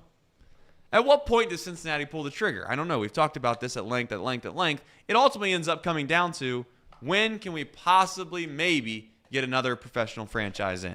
All right. We have this ought to be fun. I'm going to grab my headset. Casey, you can bring him on. Bring him on the show, man. Let's see what we got. This is going to be funny. Hang on 1 second. All right. Casey's trying to work through the technical. All right. I think we've got this guy dialed in. Caller? We got a caller. Who we got? Caller, what's your name? Where are you calling from? This is Matt from Middletown. There, baby. What's up, Matt? Go Dogs. By the That's way. right. Go Dogs. So back to this tea topic. I hope we started to backtrack on you. No, that's But, okay. Your YouTube's just like 30 minutes behind on the ticker? Is that what that is? Yeah, something like that. That's all Something right. like that. What's up, Matt? So in my opinion, the best thing the Bengals should do if they were a normal franchise, which I think we can all agree they're not a normal franchise, is to tag and trade T. And the reason I say that is I don't think any of us can trust the Bengals to draft correctly if they were to tag and trade for a draft pick. Would you agree with that? Well, they've hit on some draft picks. Like, I think that they've hit on some draft picks at the top of the draft. Cam Taylor-Britt's also a very good player. They've hit on some draft picks. The question ultimately comes down to, how much do you value T, in my opinion. That's really what this ultimately comes down to. If you think T is a guy that you can't replace, or if you do let him walk or you do tag and then trade him, when you trade him away, it's going to be very hard to replicate what you're going to miss if he's not here. And let's be honest, T's had some very, very big moments. He made an unbelievable catch in the end zone in the AFC Championship game that they ultimately end up losing. Yes, he was a touchdown scorer in a Super Bowl. I don't want to say single-handedly, but he single-handedly won the Minnesota Vikings game earlier this season. So it's not like he's a nobody. But at the same time, what's your thoughts on the fact that if they decide to basically trade him, what do you think they get in return that you ultimately are desiring in the first place? Well, I think you'd have to get at least a second round pick for him, which I don't know if you'd get that. But I think really what it comes down to is how good do you think Joe Burrow is? Because if you look at Patrick Mahomes and what the Kansas City Chiefs did, I mean, let's be honest, Patrick Mahomes did it with almost no one. He had Travis Kelce, which could be your equivalent to Jamar Chase in the Bengals situation as an elite player that he can throw to. But if you look around, he really didn't have anybody else out there that was really worth anything. So, but what he does have though is he does have a good line, and he does have the ability to turn around and hand the ball to Pacheco. And you can say whatever you want. I don't know if I'm saying Pikachu's name right, but my point is that guy's actually a pretty damn good player too. Like, I think that we sleep on Pacheco a little bit. Now, again, will Joe end up having that with the running back they just got out of Illinois? I can't think of his name on the top of my head. Chase Brown. Will they have Chase Brown? Will he be like Pacheco? Maybe.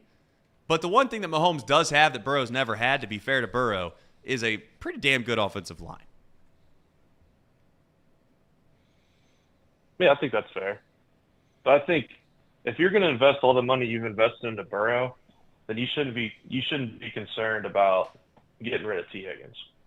Like, you should be confident enough in the guy that's playing quarterback that he can make do with whatever weapons you give him. I mean, when you're paying a guy that much money, you almost have to commit to that. And you've got to commit to building the infrastructure around him with the money that you have from a cap space standpoint.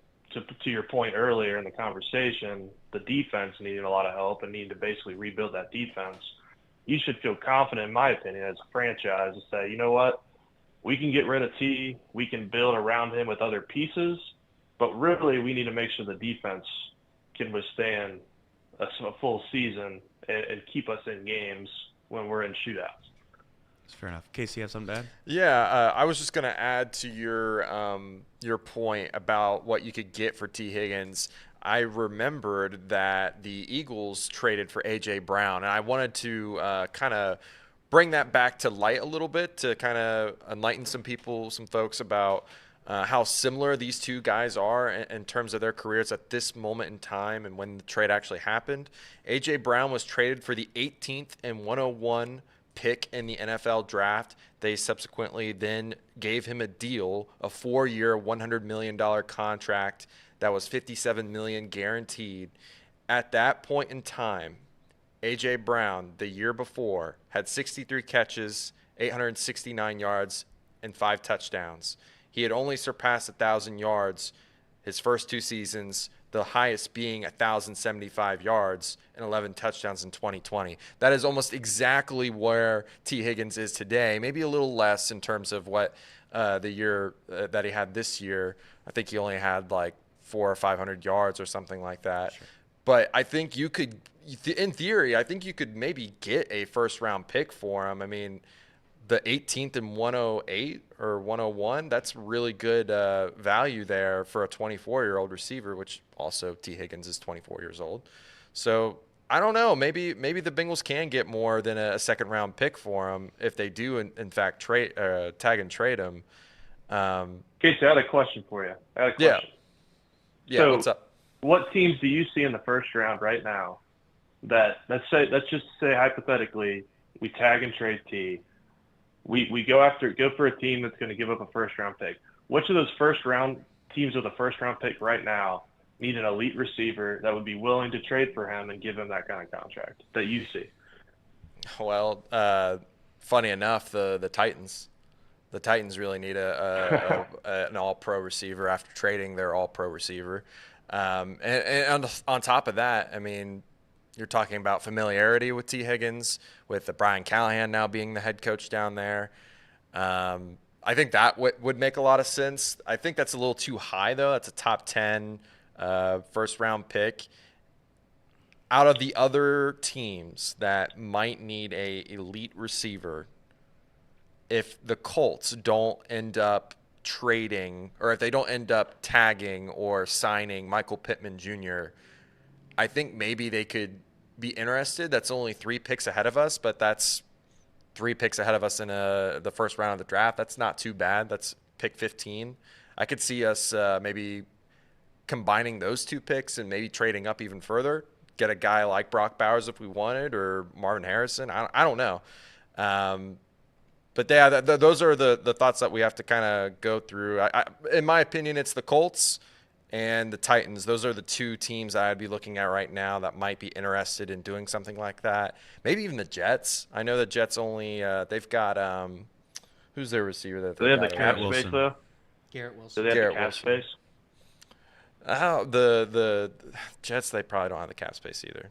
But again, I think the Colts definitely have the cap space, and the Titans. Those are the 2 teams I would look at possibly trading up for.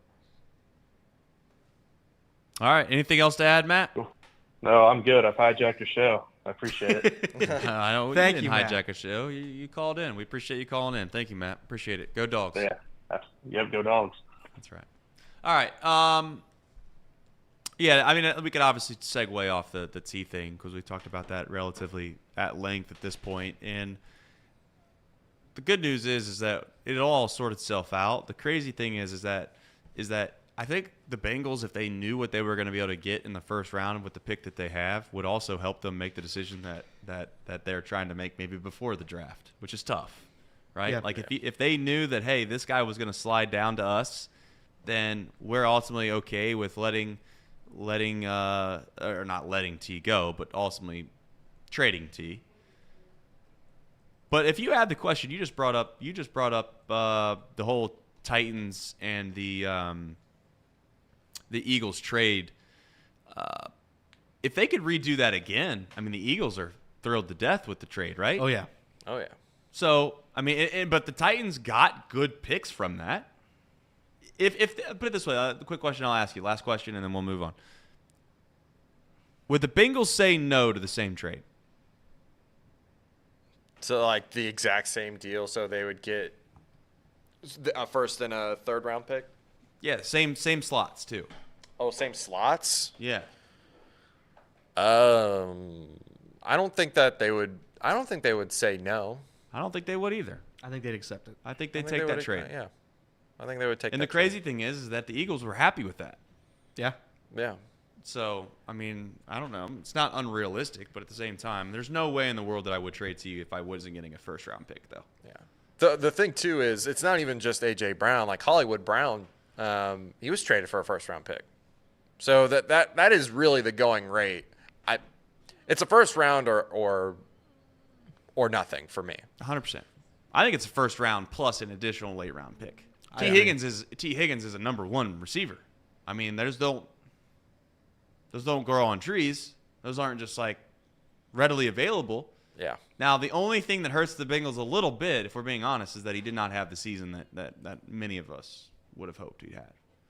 If he would have went out and had a 1,000-yard season, then this is a whole completely different conversation, which truthfully would make it a lot harder to trade him because you'd have a fan base Correct. that's ravaging. But that's kind of the tough decisions you got to make sometimes to be an elite organization. The Patriots did it for a long time. They would just cut guys and get rid of guys that you're like, wow, I thought I liked that guy. Next thing you know, they bring somebody else in. But you got to be careful when you compare your organization to the Patriots and then now the Chiefs because it just seems, I don't know if that's fair or not fair, but it seems like a little unrealistic expectation. If I'm a Chiefs fan, I still don't think I love the idea of trading away Tyreek Hill. I mean, I know they won the Super Bowl, but by God, the guy's like. You can't say it didn't work. I understand. It certainly worked. You can't say it didn't work. But back to the stadiums. Yes, let's do that. I was just gonna rank some of my favorites that I've been to. You're a stadium guy, yeah? There's nothing more than I love than atmospheres being at the stadium. I mean, that's electricity that you get from other people. Loud stadiums is unbelievable. And I think it's kind of what makes baseball different than other sports is that like you can go watch a ball game anywhere and still feel that same magic. Maybe not to the extent of you're yelling and cheering after every pitch like you would be with the Reds, but you still feel that magic, that atmosphere at every single ballpark because every ballpark's different. Every ballpark has unique things you get to see in it that are associated with it, and I think that's awesome. I've been to 10 major league ballparks. My goal is to see them all. Every summer I go to at least one. This year I'm going to the White Sox for the first time. I think we're going to try to go to Atlanta as well. A couple buddies and my dad and I are going to go to White Sox, though. If I had to rank some of my favorite ones, some of the most underrated ones, I have been to Toronto. I've been to Toronto. I thought the Rogers Center, I think it's still called the Rogers Center. I don't know if they've changed it. I thought that was underrated. I don't know. A lot of the domes get a bad rep. Get a bad rap, but I do think the Rogers Center has one of those weird feelings in there where it's really cool. I was also there for Vladdy's first at bat. I was there for Vladimir Guerrero Jr.'s first at bat. Another stadium I thought was awesome was the Camden Yards. Camden Yards was incredible. And that's a stadium. I love all the old-timey stadiums. Those need to stay a thing forever. Camden, I haven't been to Fenway yet, but Wrigley's obviously I'm a little disappointed in incredible. myself. I decided not to go to Camden. Camden's awesome. Well, it was really tired. I was on a business trip. I was in D.C. Obviously, Baltimore is relatively near there. And it was like, I got to drive 50 minutes to get to Camden. I regret that. Camden has such a good look. It has that old factory on the right field line there. And it also, if you walk along the right field, right past the home run fence, they have a ball, like a little ball plaque of every home run that's been hit over the stands. Every single ball that's been hit over there. They've got like a Ken Griffey Jr. ball that hit the factory, so they've got that plaque on the factory. That one's awesome. My favorite park ever, and again, this might be a hot take, but my favorite park is PNC Park. I think that stadium is by far the best stadium in baseball. I think everybody says that. Why? I think it's beautiful. I think, and again, it's so you I have to go to Pittsburgh now. You have to go to Pittsburgh. I think it's one of the best ballparks ever. It's got a beautiful view of the river.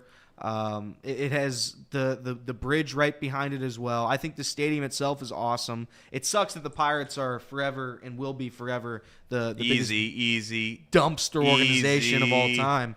But their stadium is legit.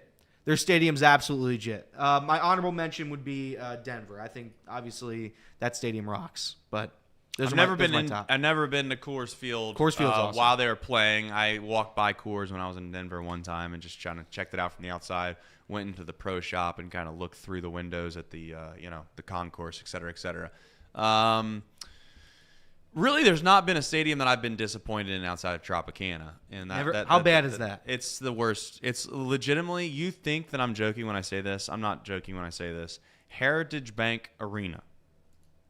I think that's what it's called, right? Yeah. If it got basically like just a little bit of a what we call an upgrade there. Yeah.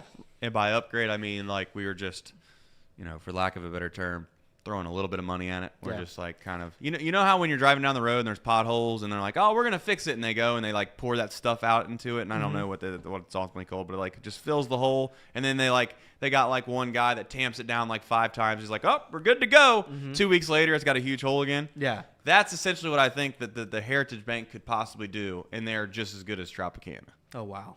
That's how bad it is. But outside of that stadium, I really did like Busch Stadium. I liked the look of that. It felt classy. The concourses were small. I didn't love that. Wrigley Field in and of itself, pretty cool little stadium. I will say this about Great American Ballpark. I think that when Great American Ballpark has opened to where it's at now is a very impressive thing. I agree. And I don't know who deserves all the credit. Maybe that's some of the Castellinis. Maybe it's somebody else. And I know we don't like giving the Castellinis in this city a lot of credit. But the ballpark has just been elevated, and it continues to get better and better and better and better. And they find ways to make the concourses a little more interesting. They put something here. They put something there. And it just kind of – I love Great American Ballpark. I really do. I've been to Kauffman Stadium. That's one I haven't been to. I would have liked to go. Kauffman, massive concourses. Like it's the craziest thing I've ever seen. Really? I mean, yeah, you could drive like 2 semis through the concourses. I'm like, well, it's nice because it's big, but it's just like seems like there's wasted space here. Cleveland was really Cleveland was small, but Cleveland was really open. Cleveland had a really like it was almost like a minor league ballpark. Yeah. But You know what Cleveland has that Kirby is always one of the Reds to do? Yeah. Which is they have a lot of good standing room only spots, right? Where they've done a good job of incorporating like bars, and they've done a good job of incorporating like, little, what would be the like little tabletops, if you want to call it that, to where you can kind of just enjoy a beer and it's a little less, formal. It's very casual, right? You just walk up. And I thought that the thing that the Indians did was really an awesome idea, which is that you could buy all-you-can standing room only tickets for like $30 a month or something crazy. Oh, that's awesome. Yeah, and I mean, I think for a lot of they're just trying to fill the park, get people in there, and maybe they'll drink some beer while they're there. It's not a bad idea. Not a bad idea. I think people will underappreciate Great American Ballpark here. Of course, because we've of course Miller Park, great park. Miller Park is awesome. Great park. I love Miller Park. The fans are great. The fans are great in Milwaukee. Yeah, I had a blast in Milwaukee. It was really fun watching Ellie De La Cruz steal all the bases. Yep. You were there for that. I was there for that. We were both there for that. I was there with you. Yeah. At the same that was on exact accident. Time. Yeah. Well, I don't think. Well, it was. A little Yes, bit it on was. accident. Yes, it was. There was no plan. Put it this way: there was no pre-planned thing between me and you of deciding to go up there at the same time. You asked me, "Hey, this is a funny story. Go ahead and tell it." Well, I think we were talking about you were asking about we were talking about Imagine Dragons, and you're like, no, yeah, I think that's how it started. I think we were talking about Imagine Dragons. We said we were going to Milwaukee. Yeah. And we were like, wait, you're going to Milwaukee? And I said, yeah, I'm going to Milwaukee. It's like, when are you going? I was like, and then you said that you were doing what? I was going to Summerfest. I was going to a concert venue. You said something specific, though. Go ahead. I was going to an AJR concert. Thank you. That's the big part of the story. Yeah, go ahead and say that again. Because AJR was performing as an opener for Imagine Dragons. And right. You said you were going to an AJR concert. Correct. And then I looked at you and I said, you mean like you talking about the Imagine Dragons concert? Yeah. And you looked at me and you said, I don't know. I know I'm AJR. I'm going to AJR. And I'm like, I'm pretty sure that's the Imagine Dragons. With all due respect to AJR. Yeah. I mean, we're talking like, for lack of a better term, you're going to the Garth Brooks concert, but you're sitting there talking about how you're going to watch Luke Bryan. Yeah. That was a mistake on my part. Listen, but Imagine Dragons was the real show. AJR was opening for everyone that doesn't know. And my man sitting here telling me that he's going to watch AJR, and he had no clue the Imagine Dragons were playing. I did not. That's crazy. But that's who I was. That's what a festival is. I didn't know all this. I didn't know all this information. It ended up AJR didn't perform, but very sad. I think their dad died. But anyway, yes, that was sad. I watched. Kids still talk about it. I watched the Imagine Dragons concert. So, you know what that did do for me though? What? AJR in a little bit of a way, because I told my kids like, yeah, there's another band called AJR, but they can't play because their dad passed away. And I think that was the first time in their lives they ever thought that their dad could possibly die too. So I was like, I actually got like a little sympathy there. You know, I was like, he's like, what do you mean their dad? I was like, their dad died. Mm-hmm. They can't play the concert. And they just kind of looked at me like their dad died? I'm like, yeah, their dad died. And then I think they looked at me and now they didn't say this out loud, but they looked at me and they're like, wow, my dad could die. Anyway. You'll live forever, Trace. I don't think so. I certainly hope that I don't. That seems like a miserable existence, right? Well, it would be towards the end. Right. And that's the Once part the that I'm aliens talking come. about. Yeah. Once the aliens come. I don't know if I'm going to get to the aliens. All right. That will do it today. We have box lunch coming right after this for our members. Reed Mouse is going to take the reins of that as always. Appreciate you calling in. Thank you to Matt, specifically for calling in. We'll continue to have the call-in number down there. If you want to call in, hijack the show, as he said, that's fine. Be our guest. That's why we put it there. We want to have fun. Enjoy the chat. Chat's fun. Hopefully you enjoyed this Valentine's Day edition of Off the Bench. We'll see you tomorrow.